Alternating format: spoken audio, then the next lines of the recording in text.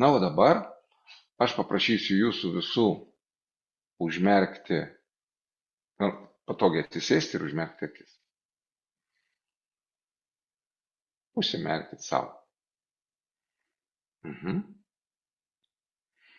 Ir dabar tiesiog užsimerkę, pagalvokite apie savo tikslą, norimą rezultatą. Įsivaizduokite, kad ten kažkur prieky jūsų ateityje jisai yra.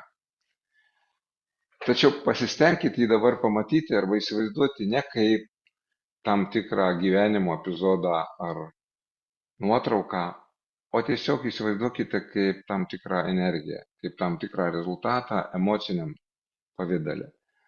Ir pagalvokite, jeigu jisai būtų kažkokios formos, tai kaip jis atrodytų, į ką jisai būtų panašus. Didelis ar mažas, galbūt apvalių kampų, o galbūt aštrių, galbūt turi kažkokius įsikišimus, o gal kaip tik labai lygus ir blizgus.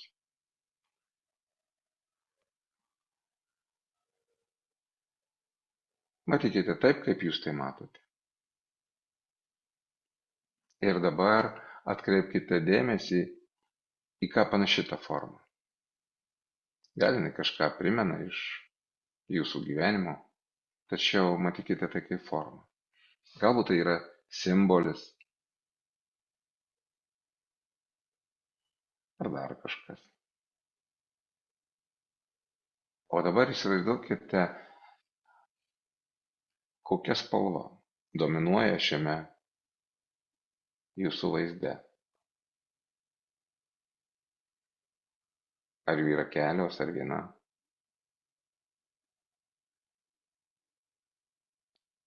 Ir leiskit savo pagalvoti arba pajausti kvapą.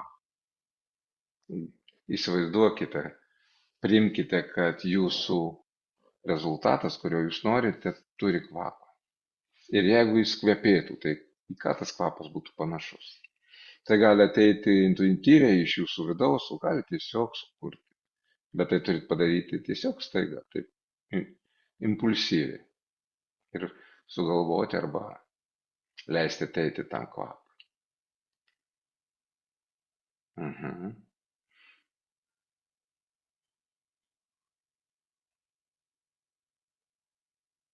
O dabar pagalvokit, koks būtų šito rezultato skonis, jeigu jis būtų skanaujamas. Tai kokio skonio būtų? Ką primintų? Gal tai kažkoks mono skonis, o gal tai kažkokių skonių visa gama. Pagalvokite apie tą konsistenciją, jisai būtų skystas, ar minkštas, ar kietas, birus, ar klampus.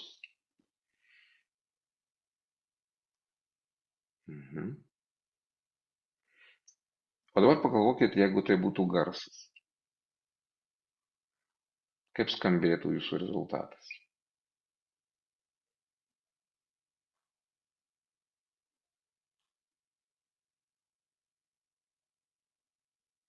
Ką primintų šitie garsai? Ir kaip jie ateitų pas jūs? Ar jie būtų ritmingi, ar tai būtų vientisas garsas, ar tai, ką jūs girdite, pakankamai aukštas garsas, ar galbūt žemas garsas.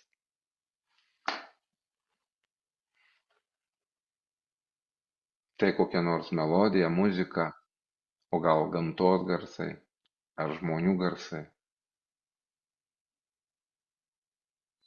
Kiekvien suraskite ir pagalvoję pajauskite tą savo garsą.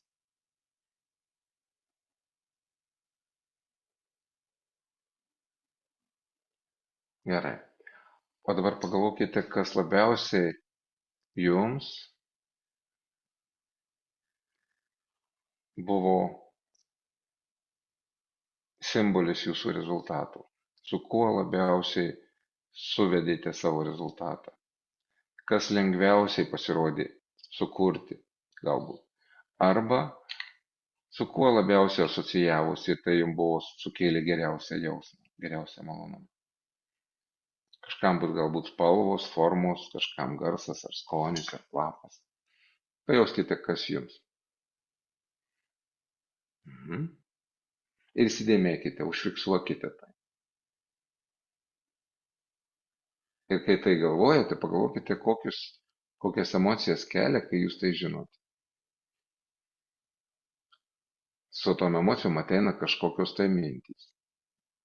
Leiskite dabar tom mintim praskrieti ir pagalvokite, kokios mintys ateina.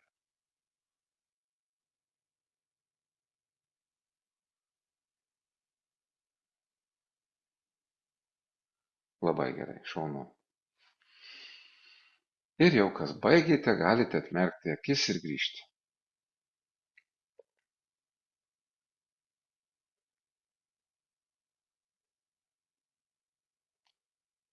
Galite kas nors pasidalinti galbūt balsu, kaip sekėsi ir kokios mintys pabaigoje atėjo galbūt, arba tiesiog reziumuoti, kaip jums tas pratimas. Galite parašyti, kas negalit kalbėti.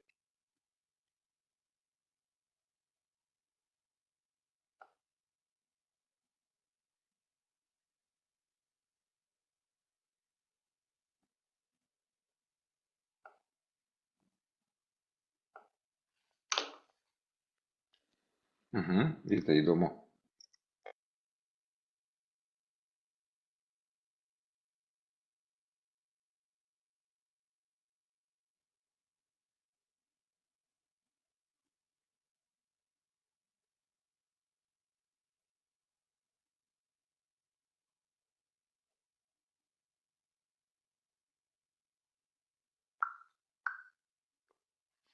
Ar galite įjungti kamerą? Ar mikrofoną?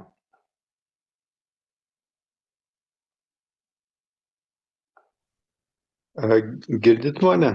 Va dabar girdim. O, super.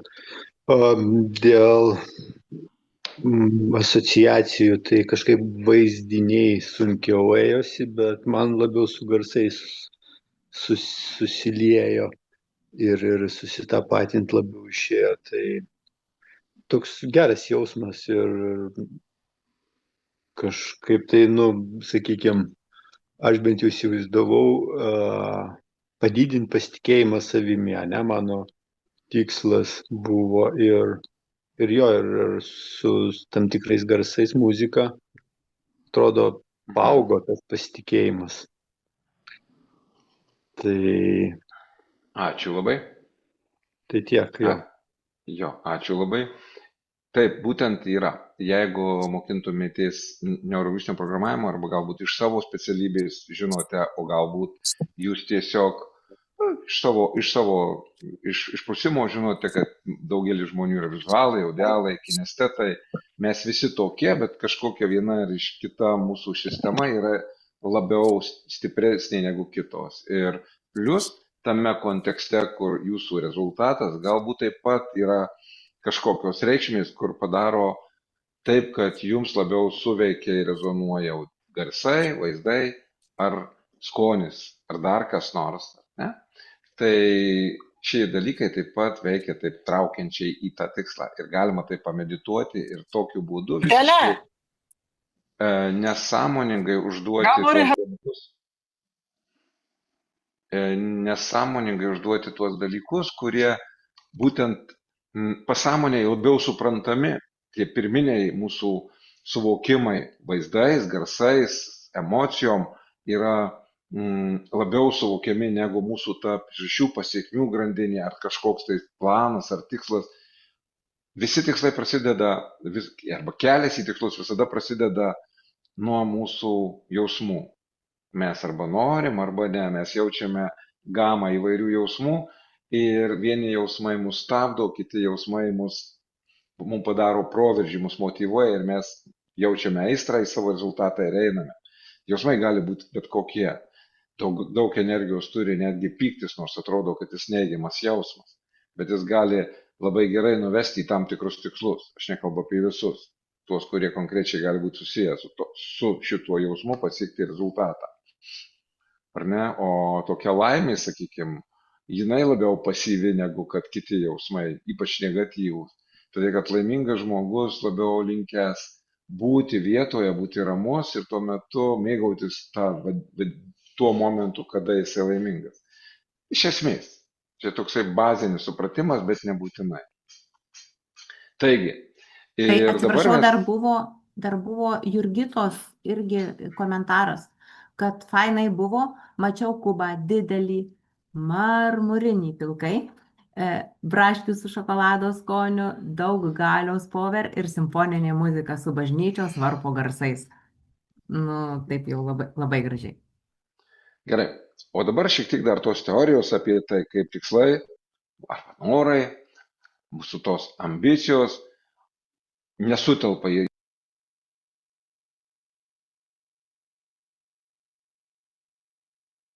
Garsas. Atsiprašau? Garsas, va dabar atsiradai. Kol kas nekontroliuoju to. Jeigu dar pradings, sakykit, bandysim kažką iškoti.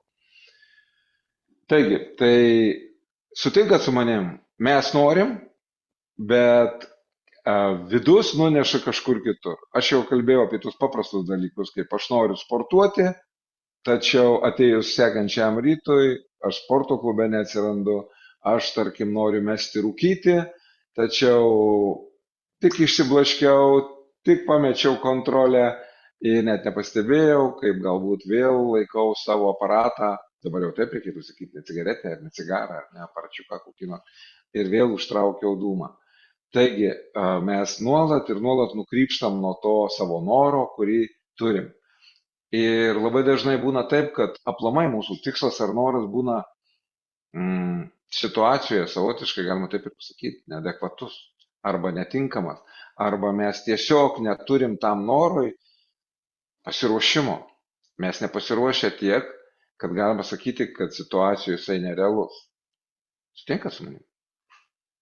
Pabandykime tai peržvelgti.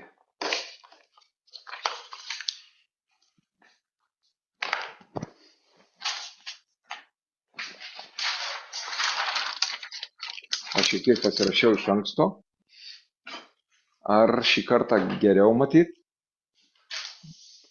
Stengiausi dideliais žodžiais. Matau, kad nelabai. Dabar bliūrina kamera šiek tiek. Tau, kad bliūrina. Va, išaiškėjo. Gerai, pradžioje žiūrėkime į šitą pusę. Ir tai padarysiu, kad nesimatytų kitos. Va, taip, labai gerai. Mes turim kažkokį tai norą. Teisingai? Norą, svajonę. Galima tai pavadinti. Ir kažkurį laiką visiškai jinai būna neaktyvi. Jisai kaip ir turi tą pirminį jausmą, tas noras, nes jeigu nebūtų, tai nebūtų net ir noro. Tačiau jis toks labiau galbūt tik informacija, kad būtų gerai. Ir mes su ja galim plaukioti ir vaikščioti, kiek tik tai norim po savo gyvenimą. Ir vis nešiotis tą norą kažkur pasidėję, sakykime, į proto lentynėlę. Tačiau, kai jisai jau subręsta, kai mes kažkur viduje prisirenkam tiek, būtent viduje informacijos, kad sukyla emocijos mūsų smegenų, mūsų viduje, ar ne? Sukyla emocijos ir mes jau pajaučiam, kad dabar tas troškimas jau turi savo ambiciją. Atsiranda ambicija pasiekti. Atsiranda ketinimas kažką daryti tam, kad tai atsitiktų. Ir jau mes jaučiam, kad nuolat ir nuolat aplink tai galvojam, tarsi jau sukam ir sukam ratu mintis. Kol pradedam savo proto kurti kažkokius tikslus. Tačiau šitoje vietoje atsitinka tas lūžis arba trūkis arba tas tarpas, kada mes būtų geriau arčiau rašot, ar ne? Tas trūkis arba tarpas, kurio metu mes tiesiog paklystam arba būtent nesutarėm. Ir aš bandysiu jį jums paaiškyti. Paaiškyti kam?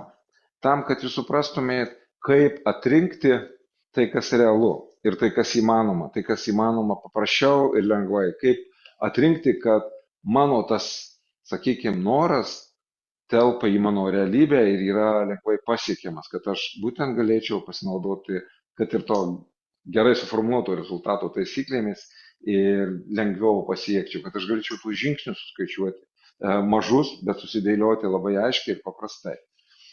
Tai Vadinasi, čia iki tikslo turi atsirasti mūsų galimybės.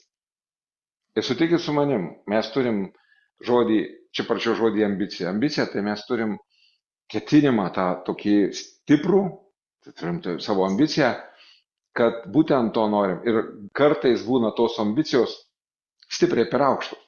Taip užaukštytos, kad net nerealu. O kartais per mažos. Ir kada jos per mažos, mes praktiškai neveikiam, mes nieko praktiškai nedarom, kad tai įgyvendyti. Nu, tiesiog tada tikslas vis atsideda į lentyną ir laukia, kol bus išmestas iš šiukšlių dėžę, arba atvirkščiai, kol susikaups tiek priežasčių, kad mums tai labai reikalinga, kad mes vėl turėsime kažkokią ambiciją ir gali jinai būti per aukšta. Kaip suprasti, kad ambicija tinkama ir nėra per aukšta tam momentui, tam kontekstui, tai situacijai? Nuo ko tai priklauso? Nuo to, kiek mes ir kokių galimybių, tuo dabar parodysim galimybės, kiek ir kokių galimybių turime. O nuo ko priklauso galimybės? Tai nuo to pirmiausia, jos, kaip aš sakiau, realios ir nerealios, ir jos priklauso nuo asmenybės, tai yra nuo manęs paties, ar ne, nuo mano tam tikrų asmeninių savybių, kurias aš turiu, nuo tam tikrų mano asmeninių vidinių resursų, kuriuos aš turiu. Kad tai pasiekti resursais, aš vadinu viską, kas mūsų, ir mūsų patirtis, ir mūsų gebėjimai, įgūdžiai, ir netgi mūsų emocinė būsena, ar jinai tinkama tam momentui. Sutinka su manim? Jeigu sutinka, linktelkit galvą, kad aš žinočiau, kai kurios žmonės matau, ačiū. Ir antras dalykas, nuo ko priklauso, tai nuo situacijos. Kaip mes suvokiame situaciją ir ar situacija tinkama tam dalykui pasiekti. Tarkim, šiuo metu aš norėčiau būti iš tikrųjų kalnuose, nes ten vėsiau, ir iš kalnų vesti, tai pasistatęs lentą jums šitą paskaitą. Ir šitą situaciją, kaip suprantat, niekaip man neleidžia dabar imti ir atsidurti tuose kalnuose.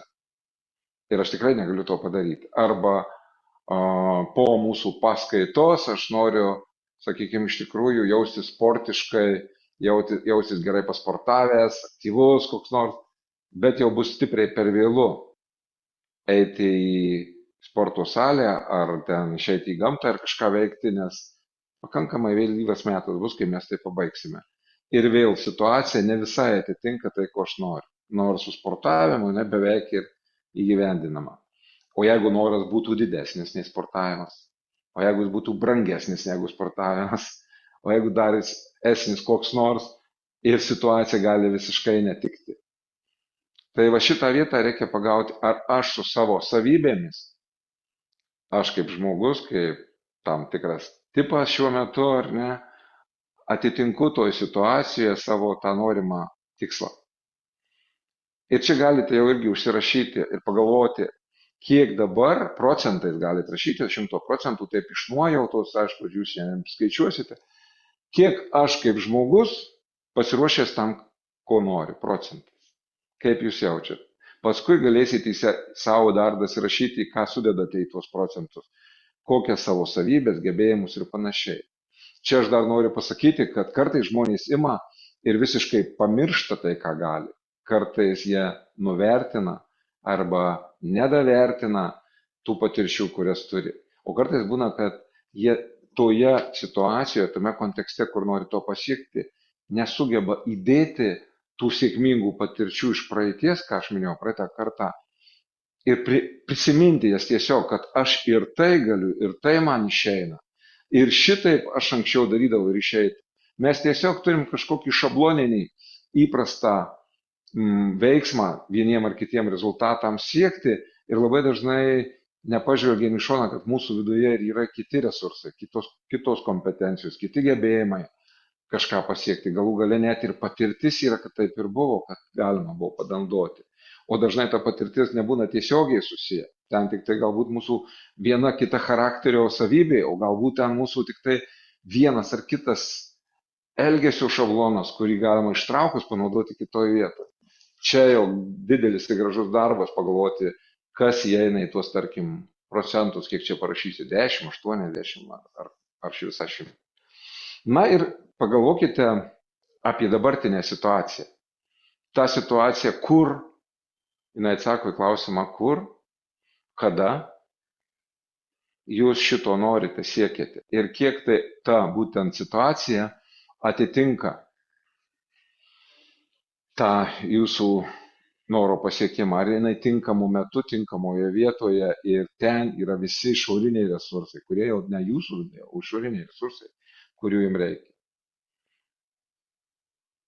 Čia galbūt ir kažkokios pažintys, čia galbūt konkretūs kažkokie objektai toje vietoje, ar sąlygos, kurios toje vietoje yra tarp tų objektų,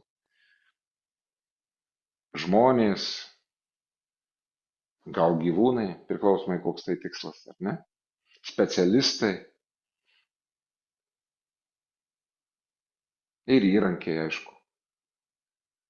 Tai labai svarbus momentas. Pagalvojat, užsirašyt savo. Nes kai rašysit ir analizuosit, man bekalbant šitą savo variantą, kurį jūs dabar pasikėlėt, jūs labiau suprasit tai, ką kalbu. Aš manau, kad tai bus jums paprasčiau ir lengviau. Na ir prieisiu prie kitos dalies. Galbūt čia paaiškysiu šiek tiek, ką užsirašiau. Čia nupiešiau taip sąlyginai mūsų smegenis. Tarkim, šita vieta, tai mūsų smegenų žievė. Tai mūsų tas teisingas mąstymas, logika, kurią mes naudojame, kai apmąstom tam tikrus dalykus. Yra emocinė dalis, ar ne? Na ir visa kita dalis, kurioje mūsų susikaupia visa ta informacija, iš kurios ateina noras kažką padaryti, mes surinkame visus tus hormonus, visą tą emocinį lauką ir visą tą vidinį supratimą. Ir vieni žmonės iš ten ir semėsi tam tikrų idėjų, kaip mes atsimenat, kalbėjome, kad iš pasąmonės ateina tam tikros idėjos, tam tikros mintys, ypatingai kitiems žmonėms po nakties, ten įsimiegojus ir atsipalaidavus, pailsėjus, kai smegenys būtent gali sutelkti visus resursus. Ir būtent ta mūsų dalis, radikulinė, kurią aš jums jau minėjau, arba tiesiog galvokit pasąmonėje, tai bus paprasčiau, susifokusuoja ir sutelkia visą tą energiją būtent jūsų čia nusėdusiam tam tikram troškimui įgyvendinti. Tačiau yra ir kita mūsų smegenyse dalis, kuri, kaip aš sakiau, ne visai draugiška. Tai yra toks automatinis mūsų mąstymas, kurio metu mes tiesiog imame ir ieškome paaiškinimų. Sakykime, čia atsiranda toks emocinis, fizinis jausmas, ar ne, tokia, tarkim, įtampa, energija, tam tikra įtanka ir smegenys pasiruošę spręsti tai. Kažkas netinka, mes jaučiame įtampą. Visada mūsų visos beje svajonės ir norai, tai tam tikras skirtumas tarp to, kas yra dabar ir ateities, kurioje mes jau būsim su tuo rezultatu, ar ne? Ir mes dabartyje pradedam jausti tam tikrą įtampą, kad būtent tai pasiekti.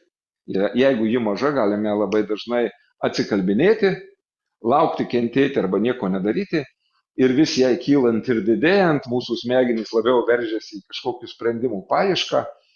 Ir tokiu būdu mes išeinam į kažką, kad jau reikia išorėje veikti. Ir čia atsiranda tas momentas, kad pradžioje mūsų smegenys ima ieškoti, kodėl ne, kodėl neverta, atsikalbinėti, ieškoti įvairių argumentų, čia automatu, kodėl aš sakau smegenys, tarsi jos būtų ne mūsų. Ir tarsi čia ne mes taip darom, bet tos automatinės mintys, kurių mes nesekam, o jos ateina, jos sujungia tam tikrus dalykus ir pirmiausia ieško, kodėl vis tik ne. Mūsų tas kūnas, aš kartais juokaudamas sakau, mes ne homo sapiens, mes ekonomikų sapiens. Tai visada stengiasi nieko nedaryk, nesistenk, netrokšk, tik tiesiog ramus būk ten, kur komfortiška.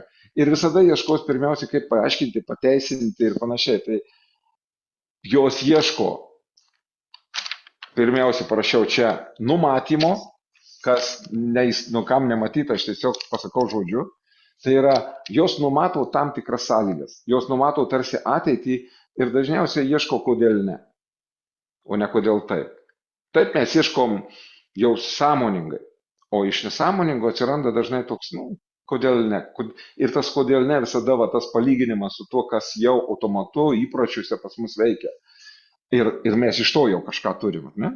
Ir tągi reikės kažką užgesyti. Tada atsiranda įvairūs reikalavimai. Čia ir visokios socialiniai įrašyti dalykai pas mus.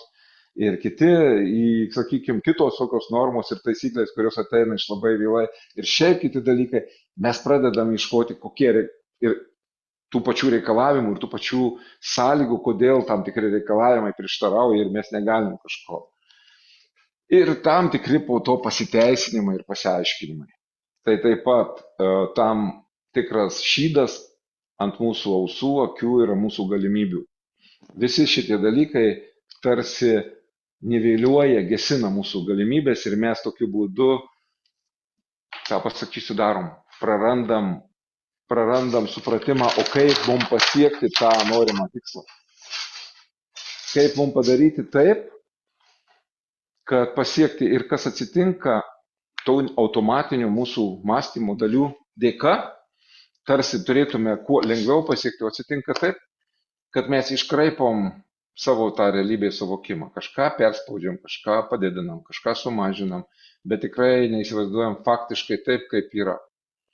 Ir čia labai svarbu dabar paimti ir savo susirinkti, tiesiog pagalvoti ir ką aš žinau kaip tikrą faktą, kaip tikrą sąlygą, kuri turi įtakos mano tikslui ir rezultatui pasiekti. Ir galite savo užsirašyti, tai yra jau faktas.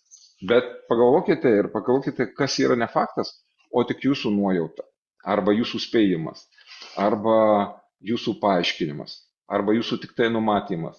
Ir tuos visus dalykus verta praleisti pro savo abejonės ir gerai paanalizuoti, kur ten iš tikrųjų yra tikri faktai, kad ir tie faktai veda arba pagrindžia jūsų rezultato siekimą, kad taip, tie dalykai man leidžia pasiekti, o kur yra tik tai tam tikros prielaidos, kurios vedžioja jūs už nosies ir galite pastebėti, kad dauguma žmonių,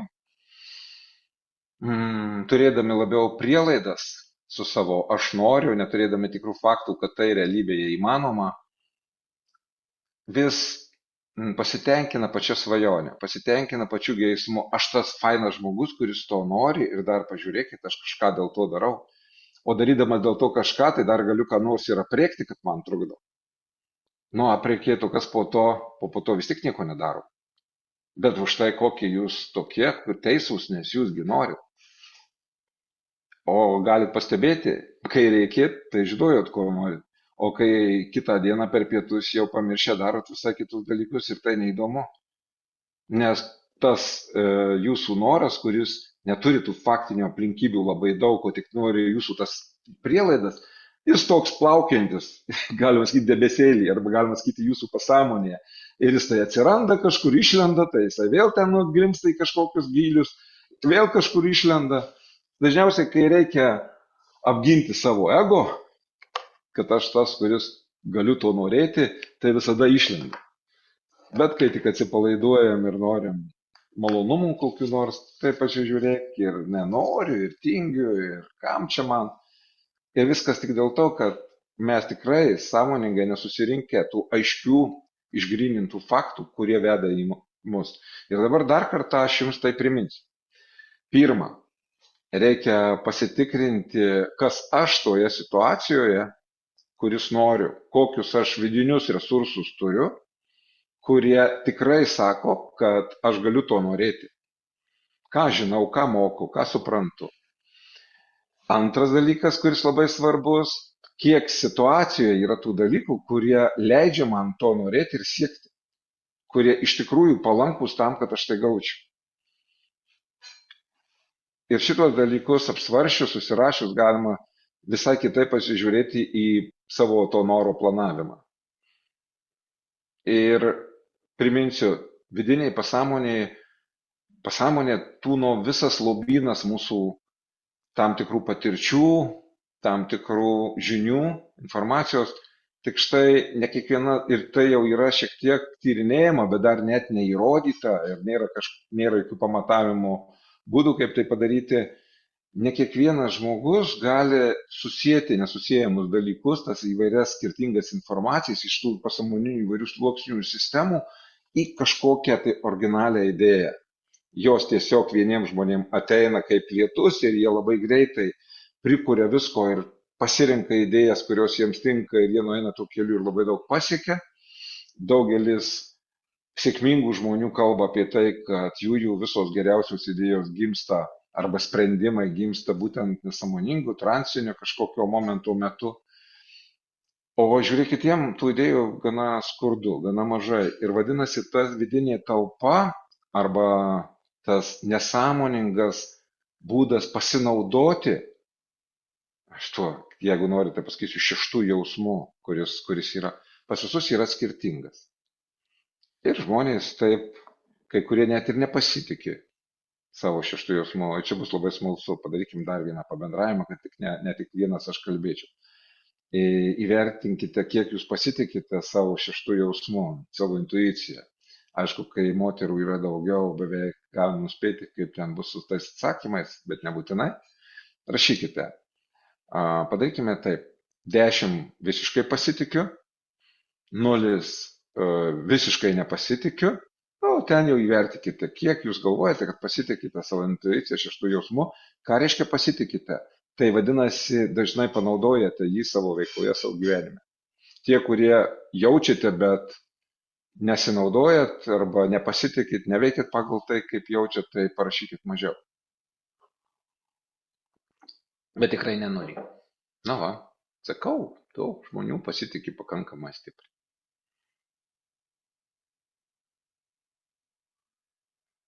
Gerai, tai kadangi mūsų dabar yra praktikų laikas šiokių tokių, ar ne, tai duosiu vieną tokią smagią praktiką, kuri padės ir tiem, kur nepasitikė, ir tiem, kurie pasitikė, dar labiau pasitikėti tom nuojautom ir surasti atsakymus ypatingai į tuos klausimus ir sprendimus, kur jūs ieškote ir abejojate.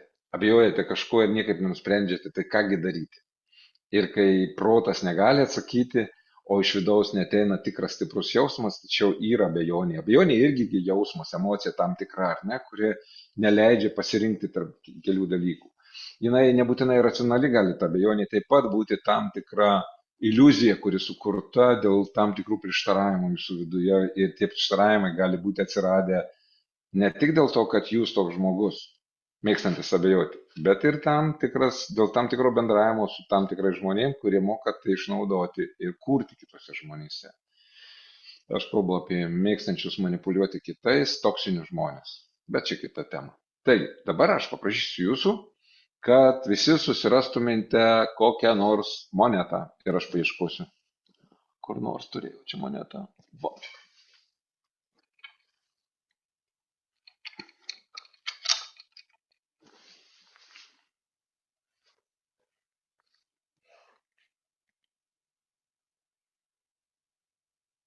Susiraskite monetą, aš jau turiu. Dabar perduokit man. Gerai, juokauju. Dar neišrado tokių technologijų greitai, bet gal kol kas nėra.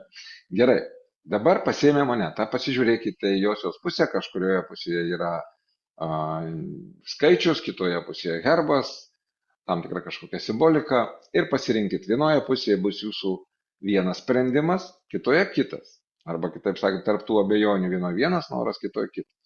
Arba koks nors nenoras ir nenoras. Čia įvairiai gali būti abejonės, ar ne? Taigi, pasiėmėt, sugalvojot ir padarysite paprastą būdą. Kam aš tikrai šitą pratimą rodęs ne vieną kartą, pratimą, žaidimą. Ir kai kurie žmonės to padaryti nemoka, ką aš dabar parodysiu. Tai darykit pagal save, kitaip. Jūs galite tiesiog numesti ant stalo ir pridengti ranką, bet turite tai padaryti greitai. Kiti galite tiesiog, taip kaip vaikystėje, kaip ten sakydavo mano laikais, tai raka serga, kaip ten, o dabar nežinau, kaip tai vadinasi lietuviškai. Ir ten sustabdyti. Bet gražiausia ir svainiausia padaryti va taip. Sugalvojo, Išmetėt, pagavot ir laikykit ir netverkit rankų. Čia ne tas, ką jūs žinot. Pasigaukit ir visi laikykit. Mhm. Ir dabar, kai laikot, dėmesio pasakysiu, kol kas netverkit rankų jokių būdų. Ir dabar, kai laikot, pasakysiu, ką reikia daryti. Kai atversite ranką, tiesiog pamatysite tai, kas jums iškrito. Ir būkit su savim atidus ir pastebėkite, kokį jausmą sukels tai, ką jums likimas išmetė, ką jums reikia daryti. Taigi dabar ten bus atsakymas. Bet man reikia, kad jūs pajaustumėt jausmą ir jausmas čia toks bus svarbus. 3, 2, 1 atidarom ir pažiūrom, ką pamatėte ir koks jausmas atsirado, kad būtent tai jums dabar reikės daryti. Kokį jausmą pajutėte. Kas apsidžiaugit, parašykit pliusą, kas nusivylėte, parašykite minusą. Tikrai pajauskite tą pirmą impulsą. Va, labai skirtingi skaičiukai ir netgi minusų pakankamai daug. Tai dėmesio, kai kas nei taip ir taip gali būti. Vadinasi, tame dar neprisirpo. Bet tie, kurie konkrečiai jaučiate pliusiuką, vadinasi, jums tai ir reikia daryti pagal jūsų nuojautą. O dėmesio, nieko nereiškia ta moneta. Tiem, kurie minusą jaučiat, jums reikia būtent daryti pagal jūsų nesąmoningą dalį, tai, kas buvo pačioje. Pagavot, čia ne tai, ką jums likimas išmetė, čia tai, kad pajaustumėte, ko jūs norit savo vidumi. Ir šitą techniką galima panaudoti bet kada, gatvėje, mieste, darbe, kur tik norit. Yra abejonė, ypač smagu ant kokių nors smulkių dalykų. Eiti su tuo vyruku į restoraną, ar neiti su tuo vyruku į kiną ar restoraną, ne? Daryti jam vakarienę ar nedaryti jam vakarienės. Ir taip toliau, ir taip toliau. Jūs išmetat ir pamatot, ką jums sako vidus. Ar tai visiška tiesa ir tuo galima pilnai pasitikėti, ne, bet tai yra daug maloniau daryti tai, kas patinka, nei nepatinka. Ir dažnai, iš tikrųjų, net nedažnai, aš pasakysiu tiksliau, buvo darytas toks tyrimas, kiek yra sėkmės tame, dabar jau neatsiminsiu, tikrai neparodysiu, nepasakysiu nuorodos, bet galima tikriausiai būtų pasikuisti per GPT, kiek žmonių yra tų, kurie protų priėmė sprendimus ir pasiekė kažkokią tai sėkmę ir kiek yra tų žmonių, kurie iš savo nuojautos darė sprendimus labiau ir pasiekė tokią sėkmę. Ir aš tikrai kažką atsimenu, kad tas skaičius yra labai apytiksliai vienodas. Tai yra procentas tų, kurie nepasiekė ir procentas tų, kurių nepasiekė ir pasiekė, labai panašus. Tai vadinasi, būtina atsižvelgti į abu dalykus, į tai, kaip aš mąstau apie tai, ko aš siekiu ir apie tai, ką aš iš nuojautos, iš vidaus jaučiu. O kai išlavinam tą nuojautą, tai iš ten ir ateina dar ta sukaupta informacija, aš pasakysiu taip dabar lyriškai, todėl kad pasąmonėje pasitikė ir jai nei gėda, nei kuklu tada paduoti tą informaciją, kurią jinai turi.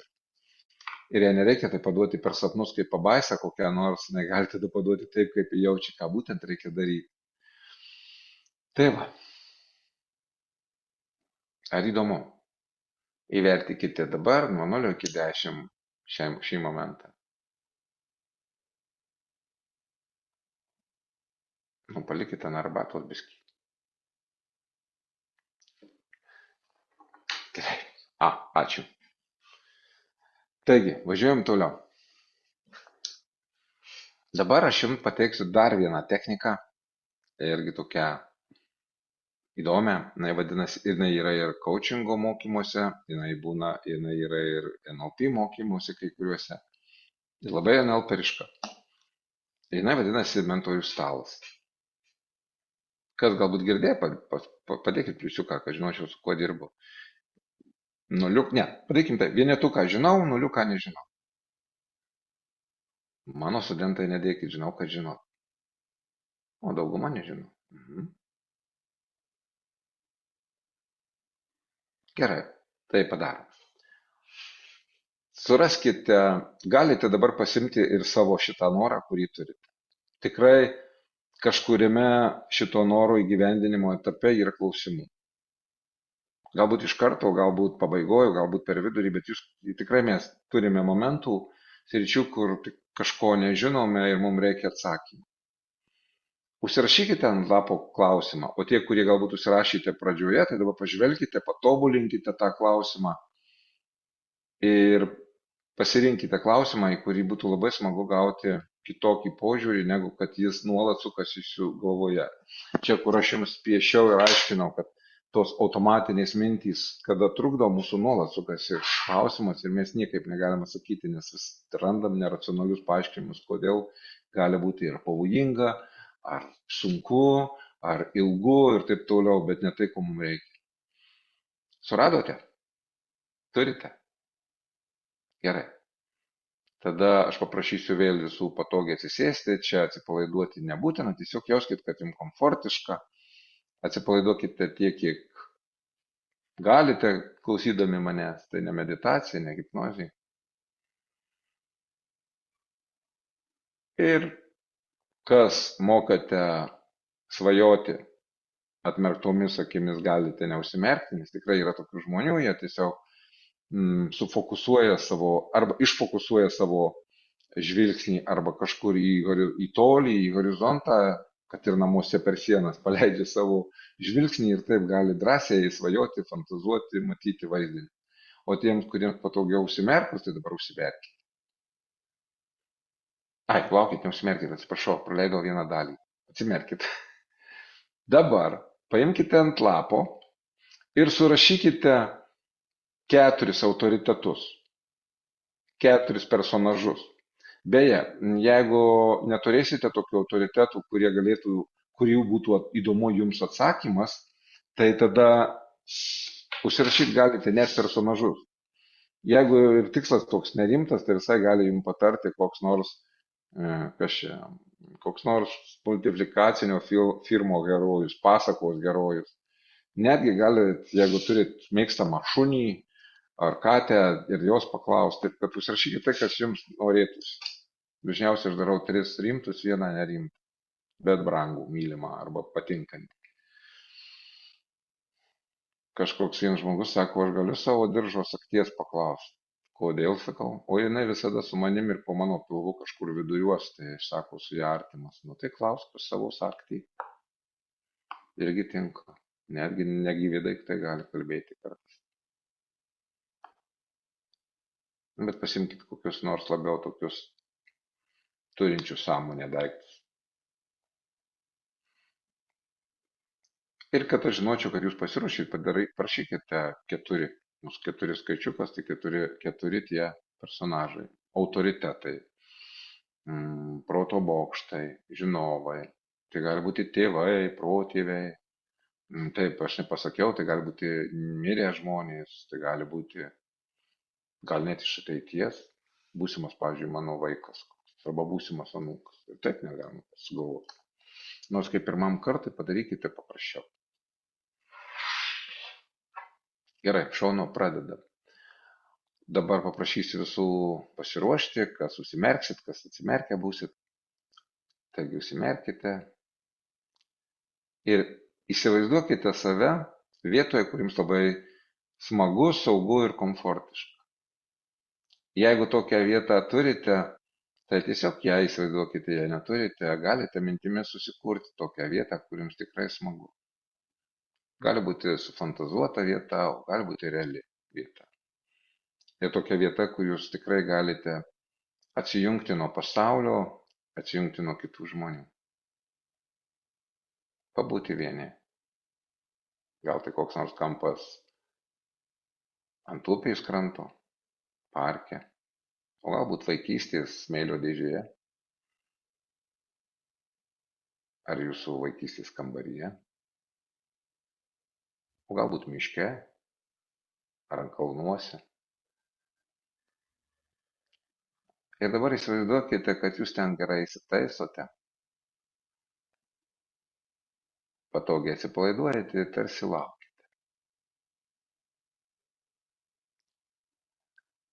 Ir po tam tikro laiko įsivaizduokit, kad matot, kaip ateina vienas iš šitų žmonių, pats pirmasis, kurį užrašėte. Jūs jį pasitinkate, pakviečiate atsisėsti šalia ir aišku, kad jis mielai tai padaro. Ir jeigu tas žmogus nedarytų, kažkam būna ir taip, tai įsivaizduokit, kad būtent šį kartą jisai sutinka. Jis tikrai ateina ir atsisėda šalia jūsų.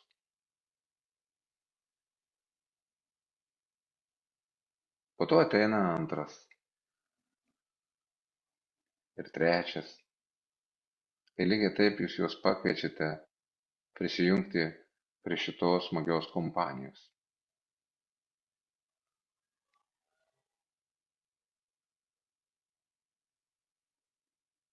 Ir ateina ketvirtas žmogus. Galbūt ne žmogus, būtent tas personažas, autoritetas, kurį jūs pakvietėte. Matykite, kaip jie įsitaiso kartu su jumis, o jūs štai dabar atsisėdat prieš juos arba atsistojate, pasisveikinate su jais dar kartą. Ir pasakote, kad sukvietėte sužinoti jų nuomonę apie tą būtent atsakymą, kurio jums reikia. Ir dabar pas pirmąjį paklauskit, tegul kiti palaukia, o pas pirmąjį paklauskit, įsivaizduokit, kad jūs klausite to klausimo. Ir ramiai palaukit, kol atsakys. Ir būtinai įsidėmėkite jo atsakymą. Kažkam atsakys iš karto, kažkam gal kažkiek reiks palaukti, arba net ir pakartoti klausimą. Arba net paaiškinti galbūt. Bet kai sulauksit atsakymų, linktelkit galvą, kad aš žinočiau, kad jis atėjo. Atsakymą. Ir žinokit, kaip atsakytų tas žmogus būtent jums. Gerai, o tai, kai dabar padarykite ir su antru. Matykit, kaip jūs nukreipiate žvilgsnį į antrą žmogų. Ir taip pat jo paklausėte to pačiu klausimu. Visų klauskit vienodai. Palaukite atsakymo, įsidėmėkite į atsakymą. Dabar jau turite du atsakymus.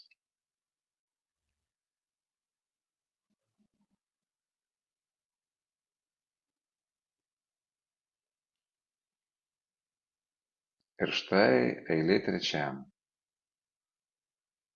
Užduokite tą patį klausimą.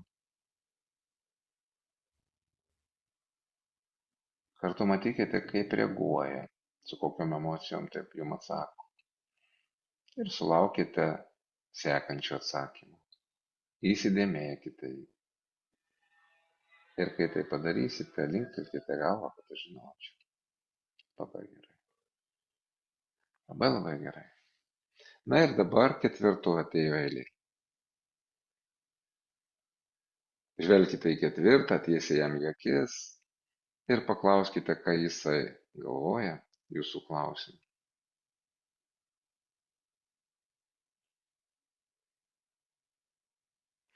Ir kai atsakys, linktelkite galvą. Įsidėmėkite visus keturis atsakymus. Padėkokite savo svečiams. Ir matykite, kaip jie atsisveikina ir tiesiog išnyksta ar išeina iš tos vietos. Grįžta į savo pasaulį. O jūs dar vis būkite toje gamtoje. Įsivaizduokit, kaip jūs ten atsisėdate, ramiai, tarsi pasiruoštumėte poilsiui ar meditacijai. Ir dabar pajauskite ir pagalvokite, ką visi tie keturi atsakymai jums sako. Kokią išvadą pasidarysit, kai išeisite iš tos vietos. Kokį galbūt sprendimą, įžvalgos ateina būtent dabar. O galbūt kažkokios reakcijos į tokius atsakymus. Pasidarykite ten sprendimą arba kažkokį nutarimą, apibendrinimą ir pramerkite akis, grįžkite čia ir dabar. Kas labai nuėjot kažkur giliai, tai galite šiek tiek save patapšnot, kaip nors taip pasikratyti ir dabar išsiblaškykit, pajudėkit, pasidarykit pop kambarį, galite įsignypti, jeigu reikia. Ir va tai pasukioti galvą, labai patinka išsiriesti, jeigu sėdite. Ir dabar dar kartą pagalvokite ir dar savo vieną kartą padarykite sprendimą.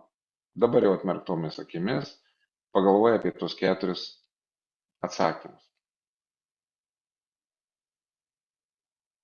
Ir būtinai dabar paprašysiu pasidalinti. Pasidalinkite savo įspūdžio apie šitą techniką ir kaip jums sekėsi. Kas galit, kam galbūt lengva įsijungti mikrofoną ir pasidalinti, tai pasidalinkit. Kas nenorit, galit nesidalinti. Na ir aišku, kas galit pasidalinti raštu, o tie, kurie norit pabūti santūrus ir patys su savim, tai bent parašykit vėl įvertinimą nuo, padarykime dabar, kad nesimaišytų. Tai dabar nuo 10 iki 20, kai 10 yra nieko, o 20 tai labai gerai. Ir įvertinkit, kiek jums šitą techniką padėjo, patiko, arba kažką davė. Tai 20 labai daug, 10 nepavyko.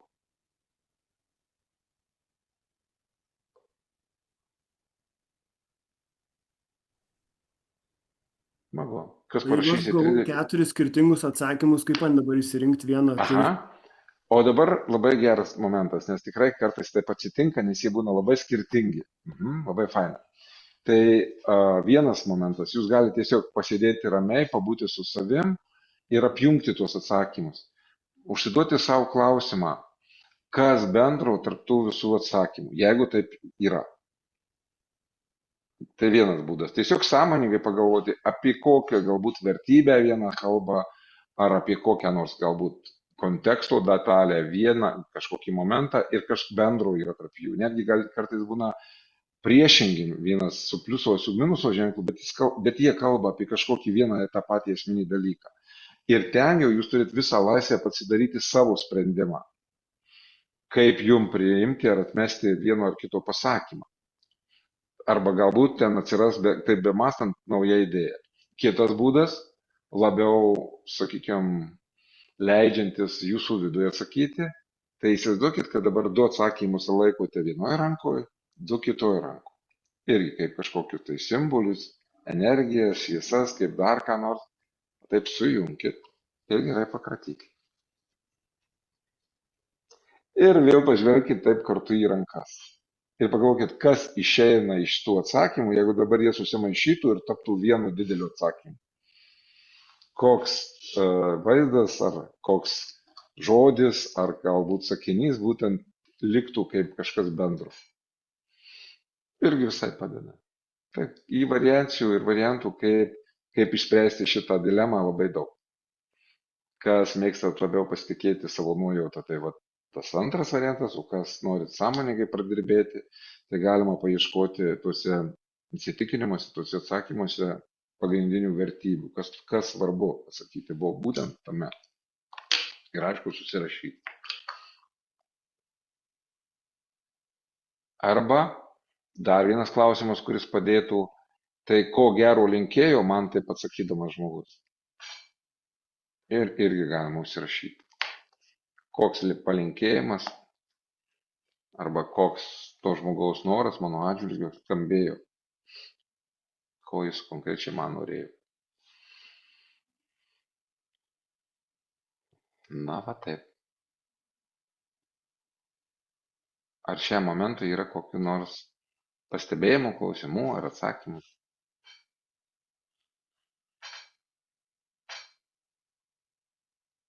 Šiaip labai gera praktika, nes iš tikrųjų su kiekvienu, jeigu taip pabendrauji, pamatai, jisai praleidžia per savo sistemą, tai praplečia tą visą mąstymą. Nes kiekvienas man davė visai skirtingus atsakymus ir aš galvoju, pirmą kartą dariau tokią praktiką, labai naudinga. Labai, ir tokia nesmagiai iš tikrųjų.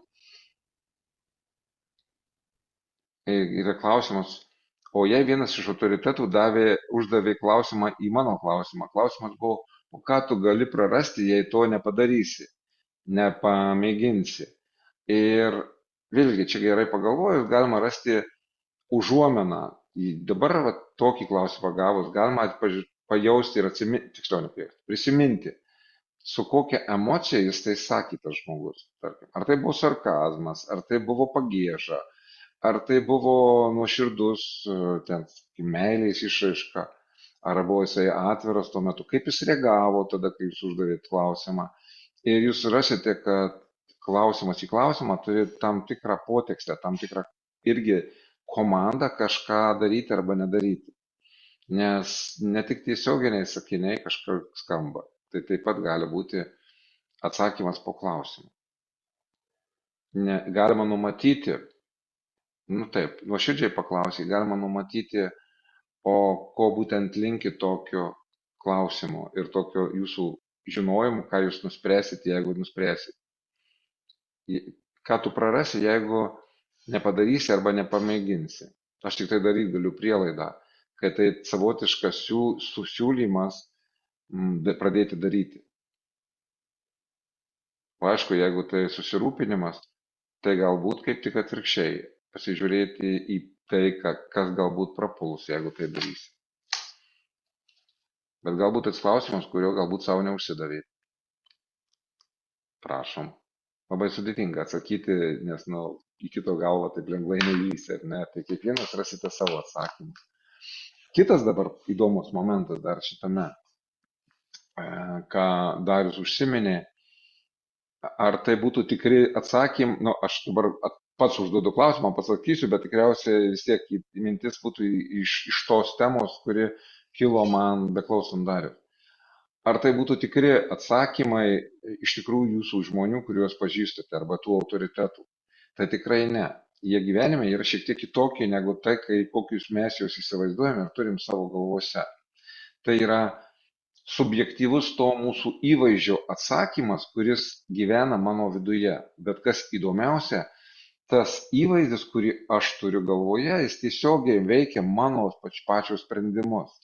Tai yra, kaip aš įsivaizduoju vienus ar kitus žmonės savo viduje, kokią jie man įtaką gali daryti ir kokią aš jiems įtaką galiu daryti, kiek aš esu nuo jų priklausomas ir koks yra tarp jo ir manęs ryšys. Labai daug priklauso, kaip aš save riboju arba kaip aš save išplečiu.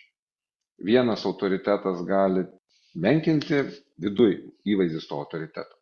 Gali man padėti menkinti savo savivertę ir pasitikėjimą, o kito žmogaus įvaizdis žinojimas, kaip jis reaguoja į mane, gali kaip tik užkurti mane ir išlaisvyti mano sparnus kažkokiam polėkiui ir veiksmui. Ir labai įdomu, šitas, kaip aš sakiau, įvaizdis ir visas įvaizdžių, sakykime, ne tai kad būrys, yra mano subjektyvus suvokimas. Ten yra dalykų, kurie paimti iš patirties ir tikri, ir yra tie pritempti, tie tokie, kad užpildyti tą įvaizdį pilnai, kad jis būtų kaip asmenybė. Ir va čia būtent Lukas Derksas, vienas iš žmonių, kuris taip pat neurolingvistinio programavimo dėka sukūrė, ne tik to, bet ir būtent pagrindu sukūrė kelias psichologinės kryptis, tai vadinasi socialinė panorama, kita vadinasi mentalinės erdvės psichologija. Būtent šitos dvi kryptys kalba apie tai, kaip transformuojant tam tikrus vidinius įvaizdžius, mes galime keisti savo pasirinkimus, netgi mintis tam tikrų vieno ar kitų klausimų. Vien tik tai žinant, jau galima pažvelgti į tai ir surasti tam tikrus apribojimus arba pajausti, kas būtent gali riboti. Ir va taip, jeigu gilinantis į šitą temą, tai tie įvaizdžiai tarsi toj vidinėje mūsų visatoje, jeigu taip galima, vidinėme mūsų tam žemėlapyje. Ten formą turi ne tik tai tie gyvi objektai, ten formą turi bet kas supa mus.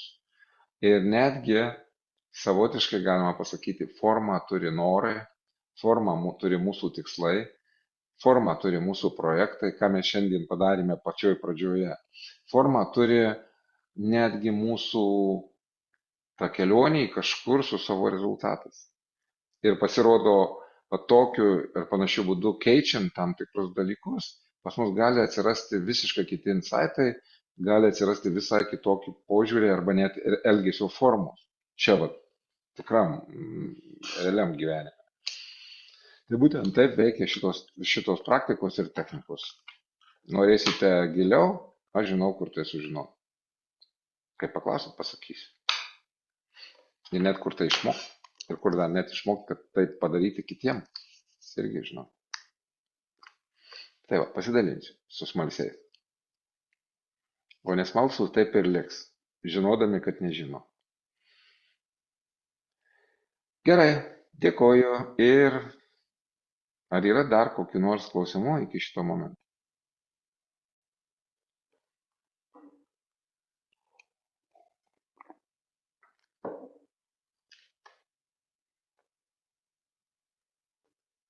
Kol kas visi tylim. Taip, kad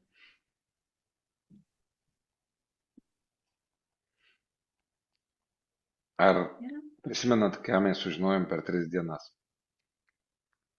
Taip. Ką darėm pirmą dieną, apie ką kalbėjom?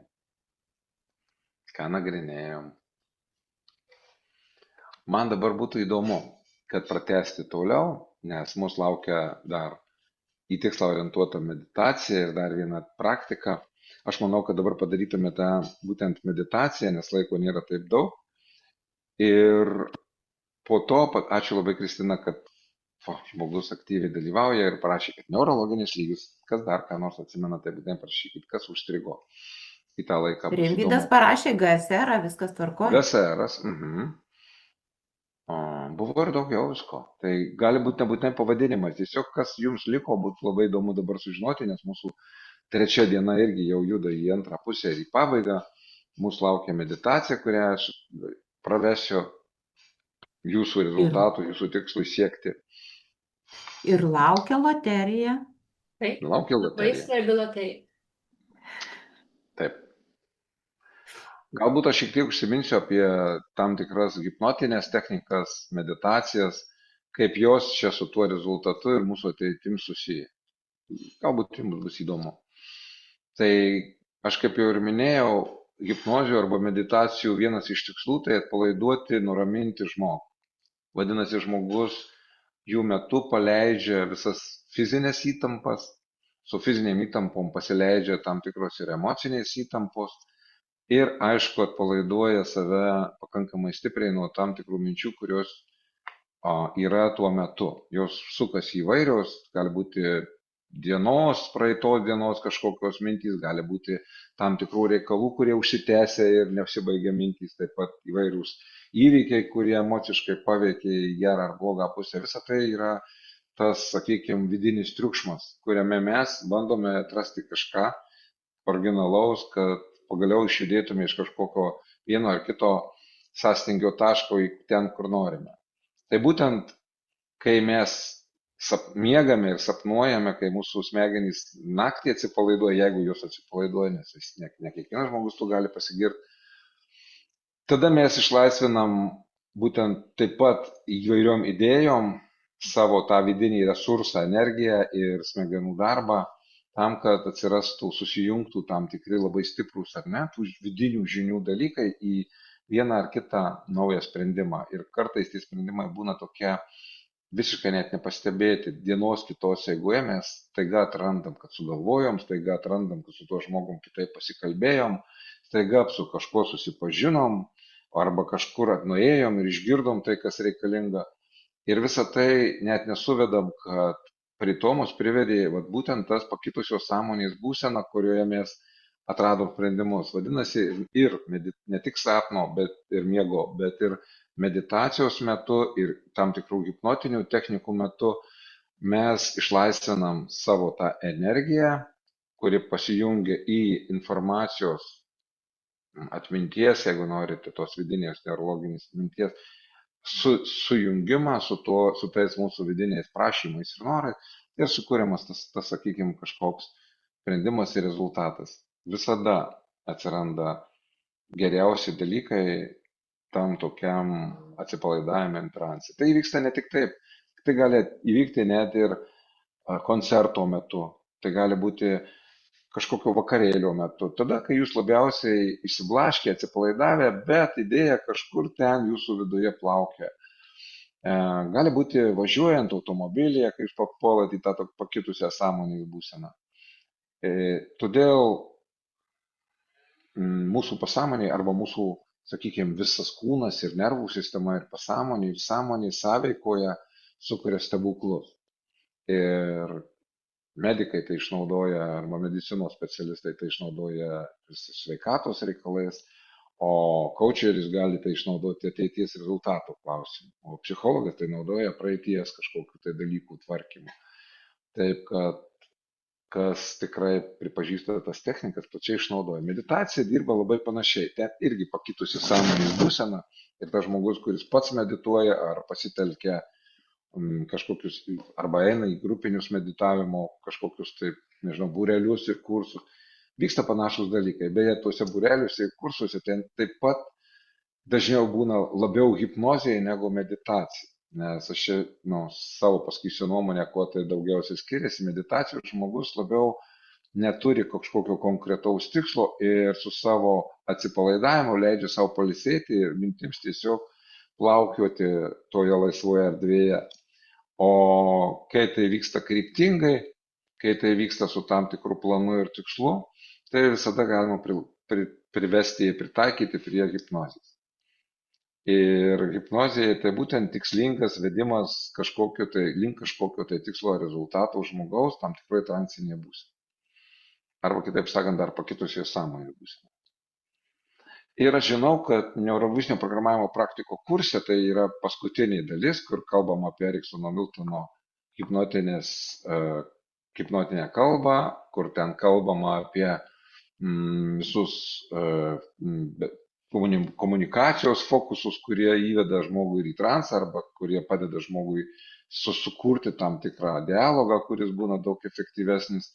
Plius yra tikrai baziniais žinios apie transą, apie pakitusią sąmonės būseną ir apie tai, kaip kurti tokius kalbas, tokius tekstus, kurie žmonės įveda būtent į šią būseną arba ir kurti tas hipnozes, kurios padeda žmogui kažką atrasti. Tai kuriem tos temos įdomu ir nori tų pagrindų, kurios galima išnaudoti bet kur komunikacijos su kitais žmonėmis gerąją tą žodžio prasme, nes jos tikrai nėra tos įtaigos arba tos manipulacijos arba tos psichologinės prievartos. Jos labai švelnios ir jos labiau tinka, neįmanoma, aš neįsivaizduoju, kaip tai pritaikyti neigiamiems dalykams. Tai, kas ten duodama. Nors, aišku, gudrus, tai jis visur išsisuks ir paskui tik pasinaudos technologijom, gavęs bazę ir panaudos. Nors, sakau, pas mane, tarp studentų, aš tokių dar nepastebėjau. Taigi, ar buvo įdomu šitą informaciją? Gerai, o dabar tada Ernestą paprašysiu pravedant tą loteriją,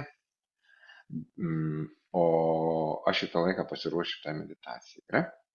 Žinoma.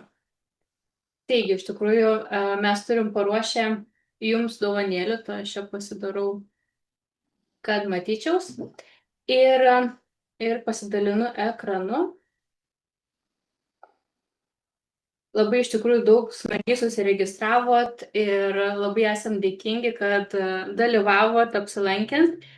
Ir mūsų laukia net 5 laimėtojai. Iš tikrųjų, laimėtojai bus tik tie, kurie registravosi. Ir girdisi gerai mane, ne? Viskas tvarkoje. Tai, žodžiu, bus 5 laimėtojai ir dabar trauksiu laimėtoją, kuris laimės net 300 eurų nuolaidą būsimiems mūsų NLP praktiko kursams, kurie vyks rugsėjo 13 dieną prasidės. Taigi, spaudžiam ir mūsų pirmasis laimėtojas arba laimėtoja 300 eurų nuolaida atitenka Lina Teiterskienė. Mes iš tikrųjų susisieksim ir asmeniškai parašysim ir susitarsim, ką toliau. Jeigu šiandien jos nėra, tai mes tiesiog ją pasieksim kitų būdų. Toliau kitas žmogus laimės 200 eurų nuolaidą į mūsų NLP praktiko kursą rugsėjo 13 dieną. Ir laimėtojas arba laimėtoja. Matau, Jolanta Sinkevičiūtė. Ir dar vienas žmogus laimės 100 eurų nuolaidą į mūsų NLP praktiko kursą. Čia aš galiu vesti loterijas, vakar norėjau paskaitą vesti, dabar loterijas vesti. Žodžiu, visai užsitikau. Ivona Pavlovič. Ir dabar 2 žmonės laimės NLP paskaitą apie prielaidas. Prielaidos tai yra tam tikros nuostatos, kuriomis remiasi NLP. Iš tikrųjų, šios nuostatos padeda lanksčiau matyti situaciją, lanksčiau priimti sprendimus, suprasti kitus. Tai nėra absoliuti tiesa, bet iš tikrųjų taip naudingi tokie kaip patarimai, kurie gali gyvenimui praversti. Ir manau, kad būtent siekiant savo tikslų, lankstumas yra labai svarbi būsena savybė, kuri padeda siekti. Taigi bus net 2 laimėtojai, kurie laimės. Ir asmeniškai susisieksim ir prijungsiu prie kurso. Tai vienas būtų Kristina Vitkevičiūtė. Ir taip pat laimė šitą mūsų kursą, kuris plačiau bus, aišku, dėstomas mūsų NLP praktiko kurse. Tai Violeta Barkauskaitė. Bet žinau, iš tikrųjų, ar būtent šie žmonės jūsų metu prisijungia. Jeigu taip, tai mes iš tikrųjų susisieksim tokia. Gaila, galbūt nežinau, ar yra dalyvavusi, jeigu taip, galit parašyti komentare iš tų, kurio mes išvardinam, arba tiesiog susisieksim su jumis. Taip, labai iš tikrųjų laukiam jūsų kurse. Platu ir pati asmeniškai, kai aš nuėjau pirmą kartą būtent šią mokyklą, aš tikrai drąsiai ir nekalbėjau, bijojau, man buvo visiškai pati pradžia. Ir man šitas kursas ant tiek pradaužė mano tam tikrus blokus ir mano sienas, kad nuo pirmų paskaitų galvojau, o tai kur aš čia papuoliau. Nes buvo apie bendravimą, komunikaciją ir tai man padėjo ir dabar netgi su jumis šiandien kalbėti. Šiek tiek su baime, bet tikrai daug drąsiau negu buvo prieš tai. Tai iš tikrųjų vien ne tik, kad kaip specialistui rekomenduoju, bet kaip žmogui, kuris nori tobulėti ir augti ir įgyti žinių dėl savęs. Nes tai paliečia visas sferas. Ir norint tapti kažkam kaip irgi specialistų, pirmiausia, reikia išmokti būti su savim ir pereiti per savo blokus. Tai ta pati pradžia nuo savęs yra pati labai gera versija. Tai matau, grįžo Vygantas, tai labai laukiu pati meditacijos ir dalinuosi muziką. Ir pažiūrėkim, ar viskas gerai skamba. Dar tik tai pabandykime, dar aš norėsiu kelis žodžius pasakyti prieš tai. Taip, tuoj dalinuosi. Į tą progą galit, manau, gal kalbėti, aš čia tuoj su... Gerai, tai kol pasiruošite, noriu pasakyti tiem, kurie laimėjote ir jeigu dėl kažkokių sąlygų jūs sugalvosite, kad šie mokymai vis tik tai ne jums, tai turite puikią dovaną kažkam iš savų, iš pažįstamų, iš tokių žmonių, kurie galbūt visai mielai nueis už jūs į mūsų mokymus. Tai nepraleiskit, mes tikrai nieko neprarasime, jeigu ir nepasinaudosite šitą progą, bet kam praleisti tai, kas jau yra gero. O šių mokymų metu yra galbūt tokios, sakykime, 3 pagrindinės grupės žmonių, kurie atranda kažką labai stipraus savo. Tai pirmiausia, noriu paminėti tuos, su kuriais man labai smagu ir įdomu dirbti, tai įvairių organizacijų, įvairių specialistai, vadovai, lyderiai, kurie turi savo kompanijose kolektyvus ir jiems reikia surasti ryšį su tais žmonėmis, įkurti stipresnį, efektyvesnį ir jie ieškom tų įdomių metodų, ką daryti, kaip patiems panaudoti tam tikrus įrankius arba kaip save pakeisti tam, kad gautųsi visai kitas ryšys. Sekanti grupė, tai aišku specialistai, kurie naudoja techniką savo srityje, nuo socialinių galbūt įvairių darbuotojų, pedagogų, psichologų, tų pačių coacherių, konsultantų, trenerių, lektorių. Visi šie žmonės savo darbe, bandydami padėti kitam žmogui tapti geresniu už save šiandien, kažkur su kitais rezultatais, nesvarbu, ar tai būtų sportas, ar tai būtų santykiai, ar tai būtų kažkokie kiti rezultatai, visur galima tas technikas labai efektyviai pritaikyti, tiesiog padedant žmogui augti. Na ir kaip supratot, kadangi technikos ten bus pagrindinis tas dalykas, kuris apipintas visą teoriją, bet pateiktas tam, kad dirbti vienas su kitu, tai visi, kurie eina augimo keliu, saviugdos keliu, kurie nori tobulėti aš turiu omeny savo tam tikram kontekste, kurie ieško savęs geresnio, ar tai būtų ryšys su kitu žmogum, ar tai su grupe žmonių, ar tai tiesiog ryšys su savim pačiu, ar tai tiesiog išmokimas skaityti žmonės giliau, suprasti ne tik, kas sakoma žodžiais, bet kas yra kalbama ir tarp žodžių, ir tarp eilučių, ir dar giliau, ir kaip būtent žmonės daro įtaką vienas kitam, tiesiog kitą kartą, net tada, kai mes jos nesuprantam, arba kai visiškai net nepraveria burnos, tiesiog savo buvimu. Visą tai jūs sužinosit, išmoksit, ne tik, kad sužinot, bet nuskaičius, supratus, pakeisti savo sprendimus arba savo reakcijas ar elgsenas toje situacijoje. Tai kaip jau gražiai Ernesta pasakė, tai išlaisvina ir kažką galbūt, kad atsistotų ant scenos ir lengviau, laisviau kalbėtų, o kažką visai kitose srityse. Netgi vairavime galima pradėti vairuoti daug geriau. Atrodo ne tokia sritis, kuri tiesiogiai nesusijusi, bet labai susijusi su mūsų gebėjimai, susiję su tam tikrais mūsų vidiniais stabdžiais, ko mes savo neleidžiam. Ir šitie stabdžiai taip pat vienu ar kitu būdu, jie tiesiog prasidirba. Taigi, čia tokia vėl nedidelė įžanga ir pasiūlymas, nes ateityje, kai jau matysime, kad žmonių vis daugėja ir laikas riboti, nes tikrai ribotas skaičius žmonių priimsime į šios kursus ir vienus ir kitus. Kodėl sakau vienus ir kitus? Todėl, kad vieni, aš priminsiu, bus gyvi ir jie užtruks trumpiau, bet tai bus koncentruota į 8 dienas, plius namų darbai įvairūs, o kiti bus gyvi.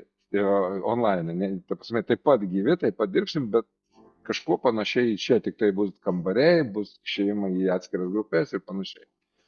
Ir šitie kursai bus ilgesni, jie trukti gali 3 arba net ir 4 mėnesiai.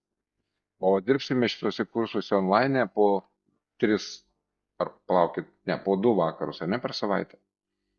Po 2 vakarus per savaitę, po 3 valandas. Gerai. Tai dabar visi pagalvokite apie tą norą arba tą tikslą, kurį dar tik norite pradėti, ieškote sprendimų arba norite sukurti tikslą, planą tam ir norite tai padaryti originaliau, kitaip. O galbūt jau einat kažkokiu keliu ir norite pagreitinti, palengvinti tą kelią į tą rezultatą. Arba vėlgi atsakyti savo į klausimus kažkokius pakeliui. Visą tai tiks. Tai nebus tiesiog, kadangi jūsų daug, tai nebus kažkam konkrečiai skirta, bet tai tuo pačiu bus visiems, o pasąmonėje žmogaus linkusi pasimti tai, kas jai svarbu, ką jinai būtent pasims išgirdusi. Jums reikia nesistengti ieškoti racionalių paaiškinimų tuose žodžiuose, o tiesiog leisti savo atsipalaiduoti, klausyti ir kuo labiau pasinerti į gerą, patogią ir malonę būseną su savimi. Tai yra svarbiausia. Viskas, kas turi ateiti savaime. Gerai. Va, aš matau, Jolita ir užsiklojo, ir pasiruošė, ir tai gulėjau. Kuo patogiau įsitaisyti, tai tuo bus smagiau. Gulėjimas, visiškas gulėjimas lygiai, tai nėra geras momentas. Geriau pusiau sėdom, arba sėdint, pusiau gulom, netgi stovint kitą kartą geriau negu gulint. Nes kodėl? Todėl, kad guli žmogus tiek atsipalaiduoja, kad užmiega. Arba užsnūsta. Taigi, jeigu jūs pasiruošę, dabar būtent prašau jūsų tiesiog atkreipti dėmesį, kur jūs sėdite, pagalvoti apie tą laiką ir apie save šitame laike. Pajausti savo kūną erdvėje ir erdvę aplink kūną.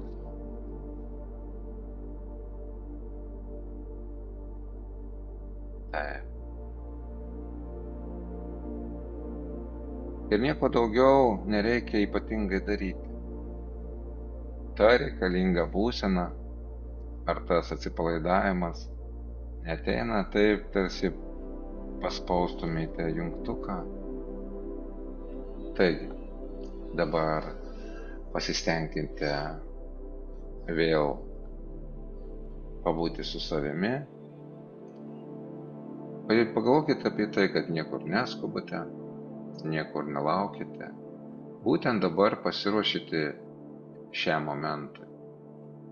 Ir kažkurio momentu jau galvojate, kad jis kažkada yra ateis toksai. Leiskite savo dabar pajausti savo kūną, kuris vis labiau ir labiau atsipalaiduoja. Gal kažkam ne dabar, už vienos ar kitos akimirkos.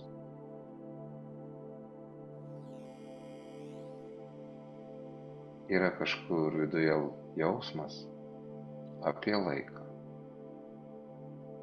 Pajauskite, kad šis laikas šiam atsipalaidavimui būtent tas saugus, malonus, geras laikas savo.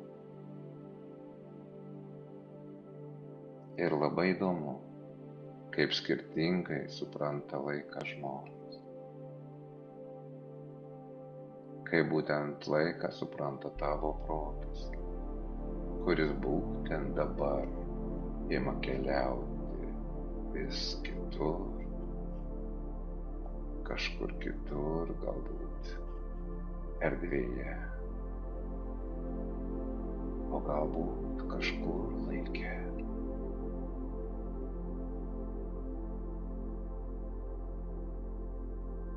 Kažkas galbūt atvertom akim dar mato šviesą, šešėlius įvairiuose kambarių kampuose. O kai kas galbūt užmerktom stebi tai, kaip žaidžia šviesos laukų dugne akyse. Ir galite girdėti, kaip ore skamba kažkoks labai tylus garsas.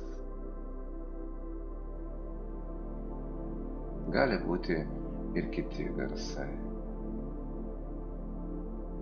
Galite girdėti garsus už lango,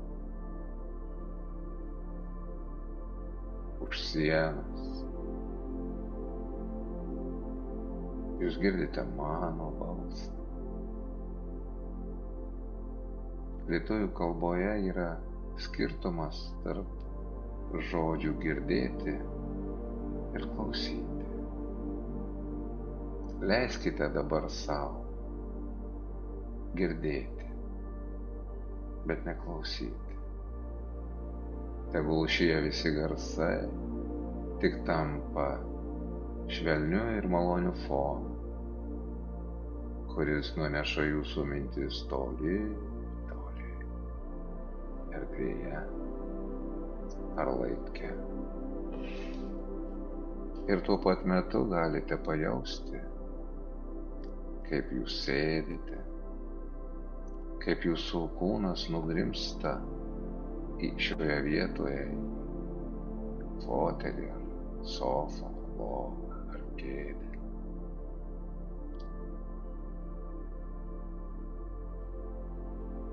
Ir tas pojūtis sėdint yra kažkoks ypatingas.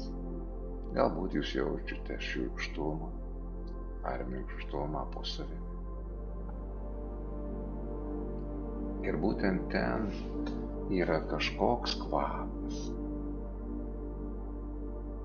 Galbūt tas kvapas, kurio anksčiau nepastebėjote. Galbūt įprastas, jums žinomas kvapas. Kartais kvapai taip toli, toli mus nuneša į atsiminimus, į patirtis, ar akimirkas iš praeities.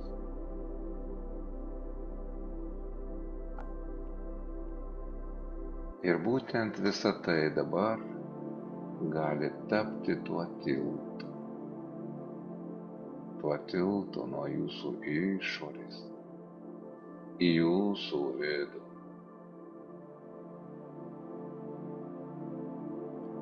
Į vidų, iš kur prasideda tas tikrasis kelias.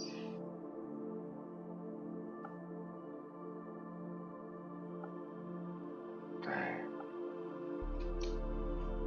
Labai gerai. Ten, kur kūnas ilsisi, o dėmesys gali slysti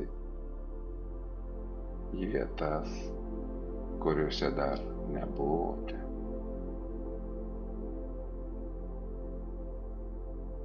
Į vietas, kuriuose jūs jau laukiami. Ir tas vietas, kuriuose galbūt jūsų dar niekas nelaukia. Ir yra kažkoks tikslas, kuris jūs traukia, veda, o galbūt neša.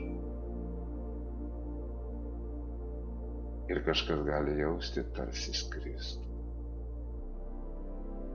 Ir ten yra kryptis. Ir yra laikas, kuris vis eina ir tiksi.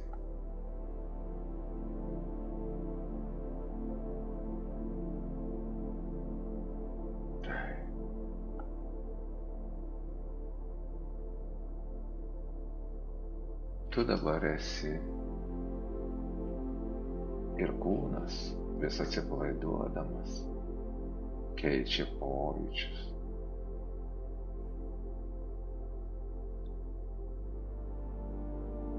Ir tu vis jauti, kaip geras laikas savo neša tave nuo vienos minties prie kitos.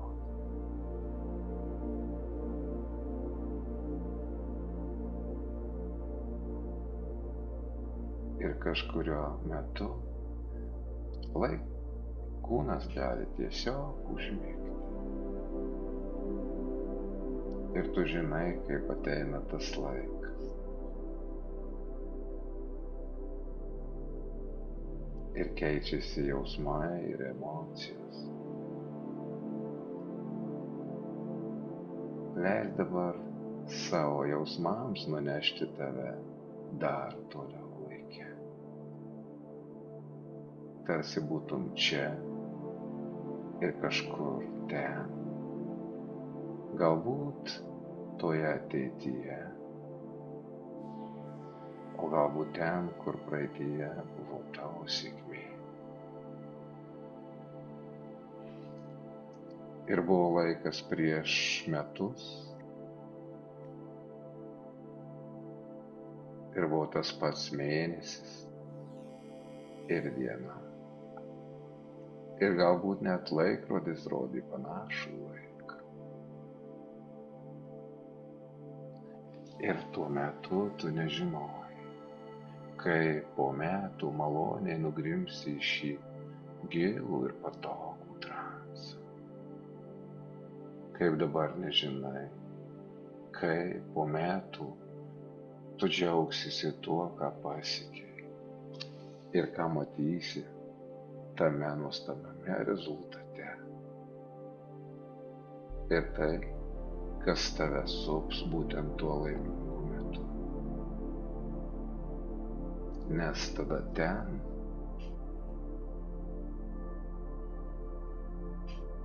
būtent tas tavo sąmonės ir pasąmonės darbas.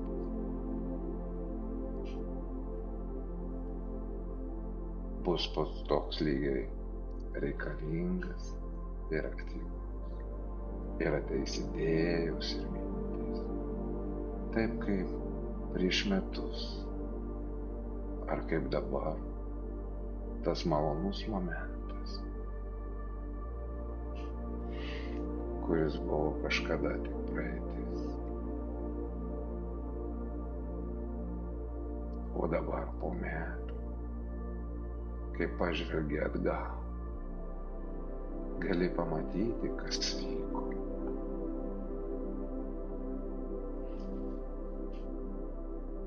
Ir kaip tai vedė tave šiuo keliu. Ir kaip atvedė čia.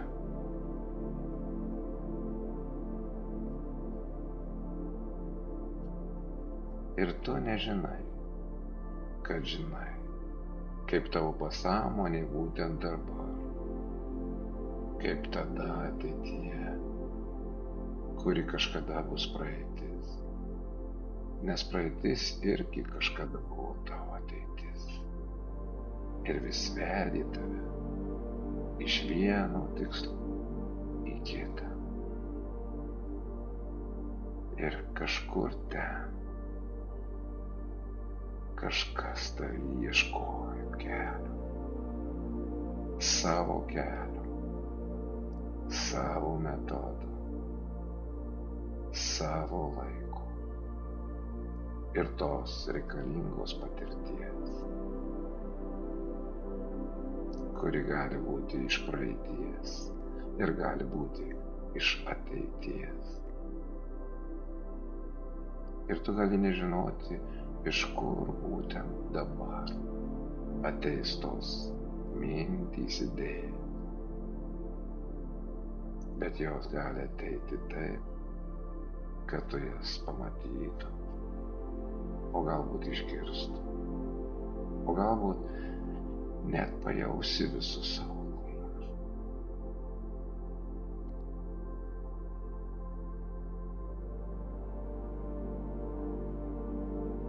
Iš ateities gali ateiti jausmas, kad tu kažką sugebi ir padarai. Ir tu gali siekti ir gauti, kaip tada vaikystėje, kai buvai laimingas ir tada viskas buvo tiesiog paprasta, galbūt lengva ir smagu. Ir vaikystėje tu vis kažko mokysi. Ir net galbūt negalvojai, kad sieki. Ir galbūt net nežinojai, kad tai būtent tada, kaip dabar, o galbūt kaip ateityje, leisi sau lengvai pasiekti tai, ko nori. Ir tada praeityje tu laikei galbūt pieštuką, tušinuką ar plunksną. Ir net nemąstydamas mokėsi rašyti. Ir tu padėjai vieną tašką, o po to galbūt antrą, trečią. Ir galėjai pastebėti, kaip iš taškų atsiranda nuostabus vaizdas. Gal tai buvo pirmas piešinys, o galbūt eilutė tų taškų, kurie virto linijomis. Ir tada, tarsi žaisdamas piešėjai mažas linijas, vienos buvo pavirtę į vieną pusę, kitos į kitą. Ir jos buvo skirtingų dydžių ir istorijų ir ilgių. Ėjo laikas ir jos ėmė tapti tvarkingesnės, rikiuotis į vieną eilutę. Ir buvo gera matyti, kad tai pavyksta. Taip. Ir kažkam tai buvo labai greitai, o kažkam ilgiau. Bet kiekvienas iš jūsų ėjo tuo keliu. Ir kažkada jau piešite bangelę. O galbūt mažus apskritimus vienoje eilutėje. Ir jų vis daugėja. Ir jungėte brūkšniukus, bangeles ir taškiukus. Ir buvo smagu matyti pirmąją raidę. Ir buvo laikas, kai tai buvo mažas rezultatas jūsų gyvenime. O jis paskui tapo didesniu, kai jūs jungėte raidę prie raidės. Ir atsirado skiemenys. O iš skiemenų atsirado žodžiai. Ir buvo gera matyti, kaip tie žodžiai praplečia jūsų jausmus. Pavyzdžiui, mamai ar tėčiui. Ir jūs keliavote toliau. Ir žodžiai tapdavo sakiniais. O sakiniai nuostabiais jūsų kūriniais. Ir dabar, kaip tada, jūs žodžiais padarote tuos nuostabius dalykus, kurie jūs kažkur veda. Ir visiškai nesvarbu, ar tie žodžiai atsiranda tik jūsų viduje, ar jie sklinda iš jūsų išorės. Bet labai smagu žinoti, kad lengvai ir paprastai žodžiai veda, neša ir keičia jūs. Ir jūs galite jausti, kaip dabar iš tų žodžių kuriasi būtent tas sakinys, o galbūt visas tekstas ar planas jūsų kelionėje į norimą jūsų rezultatą. O galbūt jūs jau rašote knygą iš ateities arba atsiminimą, kaip jūs pasiekėte šį nuostabų rezultatą. O galbūt tai bus tik patarimai, pastebėjimai, kuriuos nešit iš ateities į dabartį, tam, kad būtų lengviau, smagiau ir paprasta. Taip. Labai gerai. Ir dabar jūs galite užtrukti tiek laiko, kiek reikės, kad atsirastų būtent tos mintys, tie žodžiai, kurie taps jūsų dalimi ir nuves jūs į tikslą. O gal jūs jau dabar ten, aš nežinau. Bet būtent tada, kai jūsų vidus atras tai, ką reikia, jūs pajausite, kaip grįžta energija, kaip vis labiau ir labiau nušvinta protas, kūnas norės pasiraižyti, jūs ramiai pramerksite akis, pasiraižysite ir grįžsite į čia ir dabar. Tik neskubėkit, visi tai padarysite savo laiku, tada, kada ateis šis laikas jums.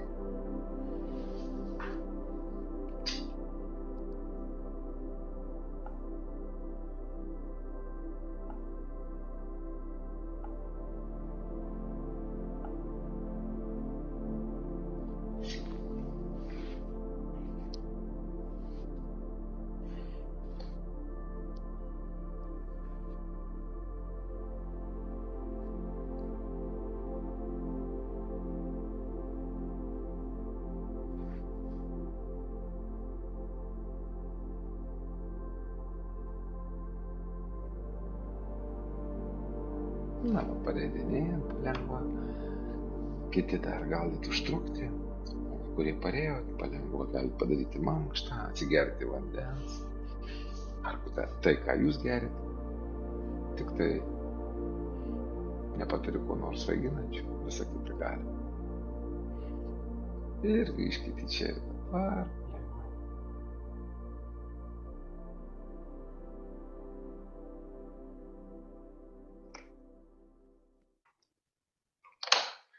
gal galite pasidalinti savo atsiliepimais.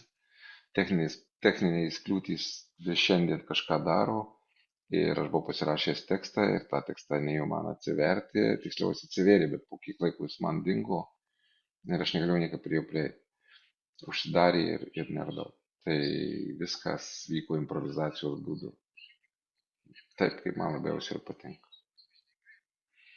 Tai bus labai Labai smagu. gerai, čia jūs kviečia nabys, supranti, nes gal galima pakartoti. Ne. Iš tikrųjų, pakartojimas tam, kad kol visi pareisit, yra ir mokyklos platformai ten, kur jūs jungiatės visi, ir YouTube'ės kanale bus taip pat visų 3 dienų įrašai. Taip, kad kam trūksta kažkokios tai iš vienos dienos informacijos arba šiandien dienos, čia va kaip Vytas prašo, pakartojimo, tai galit savo drąsiai kartoti visiems. Aš YouTube'e nepaleidau šią Tai jau dieną. jisai bus, mes Bet tik- įdėsim iš Bet tik bendro. tikėtina rytoj, nes šiandien vakare jau Taip, gali taip, būti taip, nepavyks, taip, bet rytoj taip, tikrai taip. bus. Taip, Mhm. Tai Rytoj online bus. šiandien nestebėjau žmonės. Tiesiog palikau, pamiršau. Okay.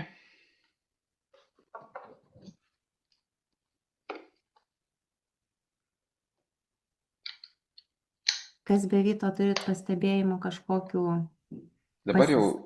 Aha, taip, Audronės, prašau. pasisakymų ar tiesiog kaip jaučiatės dabar?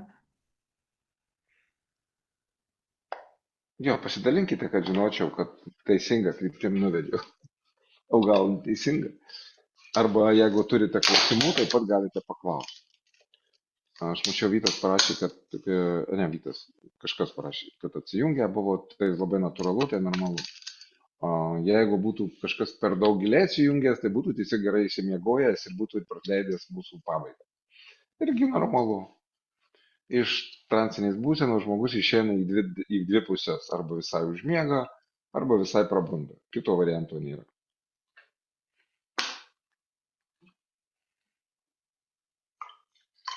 Aš tada turiu klausimą, aš pati, kai klausausi meditacijas ir būna, kad galima ir užmigti ir sako, užmigs ir viskas gerai. O kaip iš tikrųjų yra, vat meditacijas klausant, tai jeigu užmiegi, tai geriau tada sąmoningai paklausyti žodžius ir leisti savo miegoti.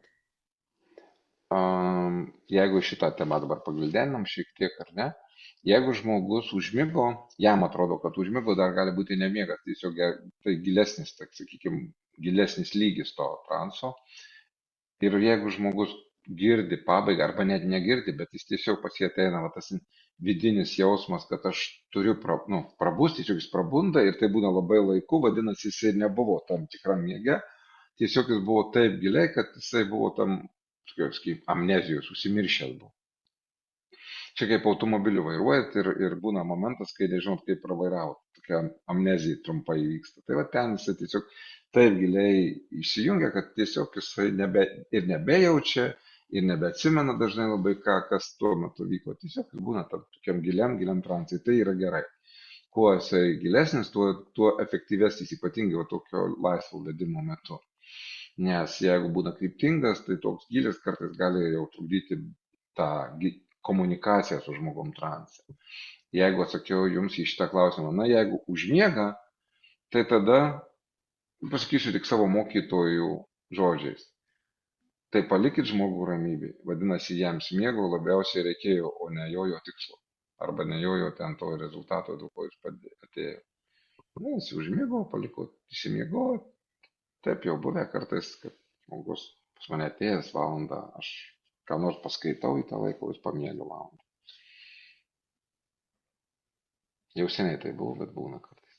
Jeigu su tuo kažką veikia. Su hipnoze ar meditacija. Dabar Ar yra norėjau kitų dar klausimų? perskaitysiu Rimvydo, labai toksai žaismingas ir labai turiu atsakymą, kada sekanti meditacija.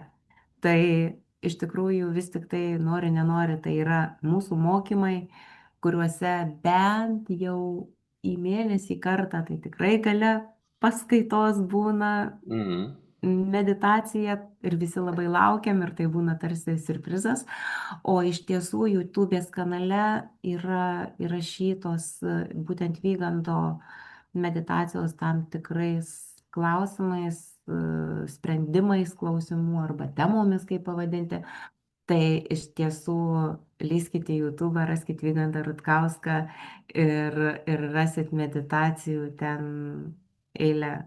Keletą, Taip nedaug, kad bet keletą. Taip, nu bet jo, yra. bet tikrai yra. Vis stengiuosi prašyti daugiau, žinau, kad yra visas sąrašas, yra visi tekstai pasiruošti, tik tai čia ta vieta, kur vertybių skalėje, na, stovi kažkur šiek tiek žemiau negu visi kiti mano įdomus reikalai. Tai, bet vis su laiku atsiras daugiau. Prašau, Rimvydai. Pasidalinkit, viskas mes, žinokite, einame į pabaigą, tai Užsi- kas jau galvojate, kad ir laikas galbūt atsisveikinti, tai mielai malonu būtų tai pamatyti arba raštu, arba žodžiu. Mums labai svarbus jūsų grįžtamasis ryšys, kas galbūt vis dar turite klausimą ir iš temos, ir šalia temos, žinant, apie ką visos mūsų temos visų 3 dienų metu. Tai prašau, klauskite, mielai atsakysiu. Netgi galite klausti Audronės apie josios veiklą, nes jinai taip pat stipriai susijusi su pagalba žmonėms tam tikrose srityse. Galbūt ten gausit kažkokiu gerų atsakymų. Aš sakau, jinai ir coacheriai, ir profesionali medicinos masažistė. Ir Ernesta kaip NLP praktikė ir coacheriai taip pat gal ir žino, kas būtent jeigu iš užsienio klausot arba klausysit iš užsienio ir jums patogu turėti savo tokį žmogų Ispanijoje, tai būtinai rekomenduoju. Tai labai perspektyvu ir labai faina. Na ir ne tik Ispanijoje, nes šiais laikais, kaip ir dabar internetas tikrai neriboja, tai galima veikti, kar tik nori. Oi, šaunuolė Milda. Ir aišku, aš Sakėte, esu. Aha. sakėte priminti apie afirmacijas. Šaunuolė Milda, ačiū tau labai. Ok, trumpai. Afirmacijos. Labai svarbus momentas asocijuotai mes tai darom ar disocijuotai. Iš tikrųjų, neuromokslė jau yra nustatyta, aš tik tai dabar nepasiruošęs ten moksliniais kažkokiais žodžiais pasistengsiu paprasčiau pasakyti. Jeigu mes per daug giliai įsijaučiame ir duodame pasąmonėje suvokti pasitenkinimą iš rezultato, kai mes, reiškia, informacijų metu įsivaizduojame, matome save tame tiksle, jaučiamės, kaip tas tikslas jau pasiektas, žiūrime ten į kokius nors ant veidrodžių sukabytas nuotraukėlės ar savo kažkokias aplikacijas pasidarę ir bandome pajausti tai vidumi, tai gali atsirasti emocinis perdegimas to tikslo siekimui. Vadinasi, mes duodame tiek stiprų signalą to jausmo, kurio mes trokštame, gaudami rezultatą, kad jis perdegina mūsų tą motyvacinę sistemą viduje, paprastuoju būdu kalbant, ir tokiu būdu labanaktis. Ieškokit naujo tikslo. Šitą jūsų pasąmonė skaito, varniukę uždėjau, į sandėlį padėjau, jis jau pasiektas, nors jūs nei pasiekit, nei turėjot. Ką tai reiškia? Verta į šitos dalykus žiūrėti trumpiau arba atsargiai įsijautus, tarsi aš ten, nors visos knygos apie tai, ne visus, daug knygų apie tai saviugdos rašo, kad būtent taip reikia daryti, bet čia šito vietos, sakau, neperdėkit, nepersijauskit ir geriau matyti save toje vietoje disocijuotai tarsi iš šono. Ir va čia atsiranda tas vidinis alkis, nesąmoningas alkis būtent tai gauti. Aš jau matau, ir kuo daugiau va, tų detalių, aš matau iš šono, kaip aš ten vaikštau, galbūt aš matau iš šono, kaip aš ten džiaugiuosi. Vadinasi, su vidum aš to neišjaučiu, bet aš matau ir jaučiu, kaip ten aš jaučiu. Va tas disociacija ir atskirimas jis labai svarbus. Ir jeigu farmacijose jūs galite sau leisti taip medituoti arba svaigti, arba kaip, nežinau, pavadinti tą dalyką, tai jūs būtent darykite tarsi aš matau iš šono, bet labai smulkiai, detaliai, su spalvom, su užkabinančiom detalėm, už tom raktiniam detalėm, pastebint emocijas savo, pastebint nuotaikas, pastebint savo elgesį tenai. Visą tai kuo detaliau, kuo gražiau pamatysit, vaizdas, garsas ir jausmas. Visą tai ten gali būti. Bet tarsi ne jūsų, tarsi kažkano, tarsi jūsų ateityje. Tada tai suveiks labiau. Taigi, neperdėkit ir neleiskit savo perdėkti su norais, nes mes dažnai pasąmonėje jinai šituo klausimu, paprastai dar pasakysiu, ar jinai įsivaizduoja, ar tikrai mato akimis, veikia tie patys jūsų smegenų centrai. Ar jinai kuria garsą, ar jinai tik įsivaizduoja garsą. Jį veikia tie patys smegenų centrai. Ir veikia jūsų kūną, jūsų visas protas pajungtas ant to, tarsi tai būtų. Tai jeigu ir kritinis protas tame negali atfiltruoti, kad, žinot, sąmonė, nesąmonė, ir jeigu mes taip stipriai įsijaučiam, kad pasąmonė tai priima kaip tikrą dalyką, dažnu atveju gaunasi, kad jau to galbūt ir nebereikia. Plačiai atsakiau, norėjau mažai, trumpai gausi. Jo, ačiū. Ir iš tikrųjų yra Pakankamai ilgai. Rimvydo klausimas dėl mokymų neurocoachingo. Tai Vygantai gal gali šiek tiek irgi plačiau, nes mes vis tik tai dabar turėsim pradinis mūsų rugsėjo 13 dienos startas yra būtent neurolingvistinio programavimo. O Rimvydas klausia apie neurocoachingą. Taip kad. Neurocoachingas tai čia buvo praeitų metų projektas, kur buvom apjungę būtent šitiek neuromokslo informacijos ir žinių.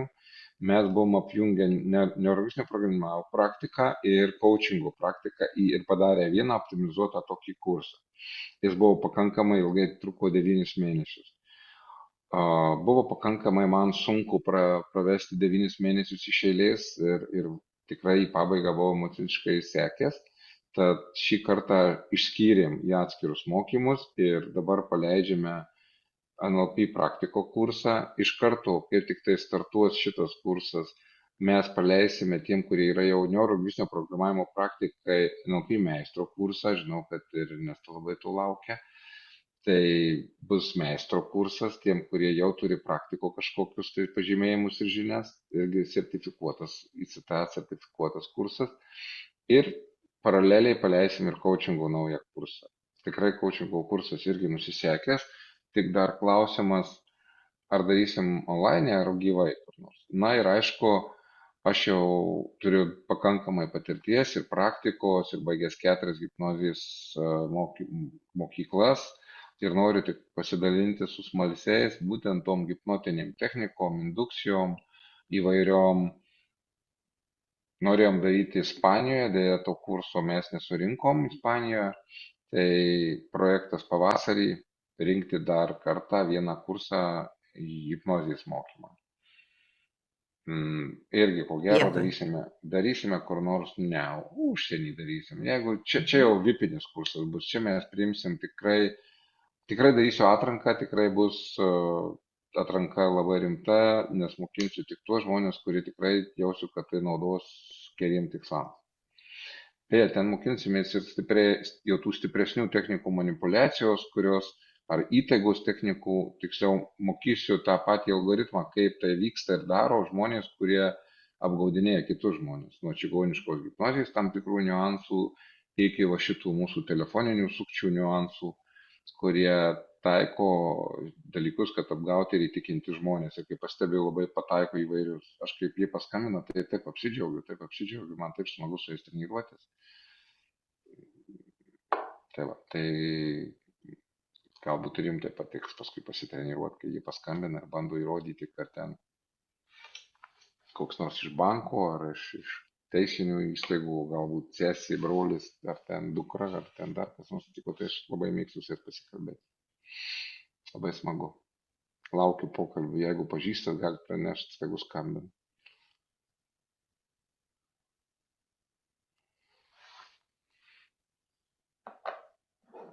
Manau, kad daugelis iš jų paskui arba blogai jaučiasi tą darbą dirbdami, arba meta tada su manim pasibendrauti.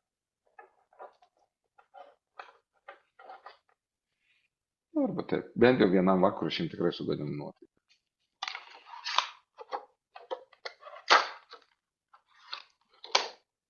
Tai ką, jums nenoriu gadinti nuotraukas, noriu, kad ją atsineštumėt kuo geriausia. Ačiū labai už gerus atsiliepimus. Ir kol kas matau, daugiau klausimų lyg tai nėra. Žodžiu taip pat negirdžiu. Tik taip išeitų, kad diena šiandien ne ką, ar ne? Gerai, Pažiūrėkite į valandas ir dieną ką. gerai. Tai ką? Kiek mes Tada laiko praleidom ir kaip žmonės Labai ačiū, jaučiasi. kad buvot. Nepamirškit, padarykim taip, visi, kurie buvo čia, taip pat gausite nuolaidą, kol kas dabar nesakysiu, nes tik dabar sugalvojau. Reikia pažymėti tuos smalsius ir aktyvius žmonės, tai jeigu ateisit, mes tikrai žinosim, kad jūs buvot ir galite su mumis pasidaryti. Vat pasidarykite tokie. O mes tikrai kažkaip nusidarysim. Tik tai dar nesugalvojau, kaip nusileisim. Jeigu tik sugalvosit, bus malonu. Nes norim surinkti kuo greičiau tą branduoliuką, su kurio laiku, už kurio laikysimės ir nuo kurio nuspręsim, kiek dar žmonių priimsim. Tai va, malonu, ačiū. Kurie dar transė, tai eikit miegoti, bus labai smagus, geras ir šiltas miegas. Ir iki pasimatymų kada nors. Sėkmės. Ačiū visiems. Ir iki kitų Iki. kartų.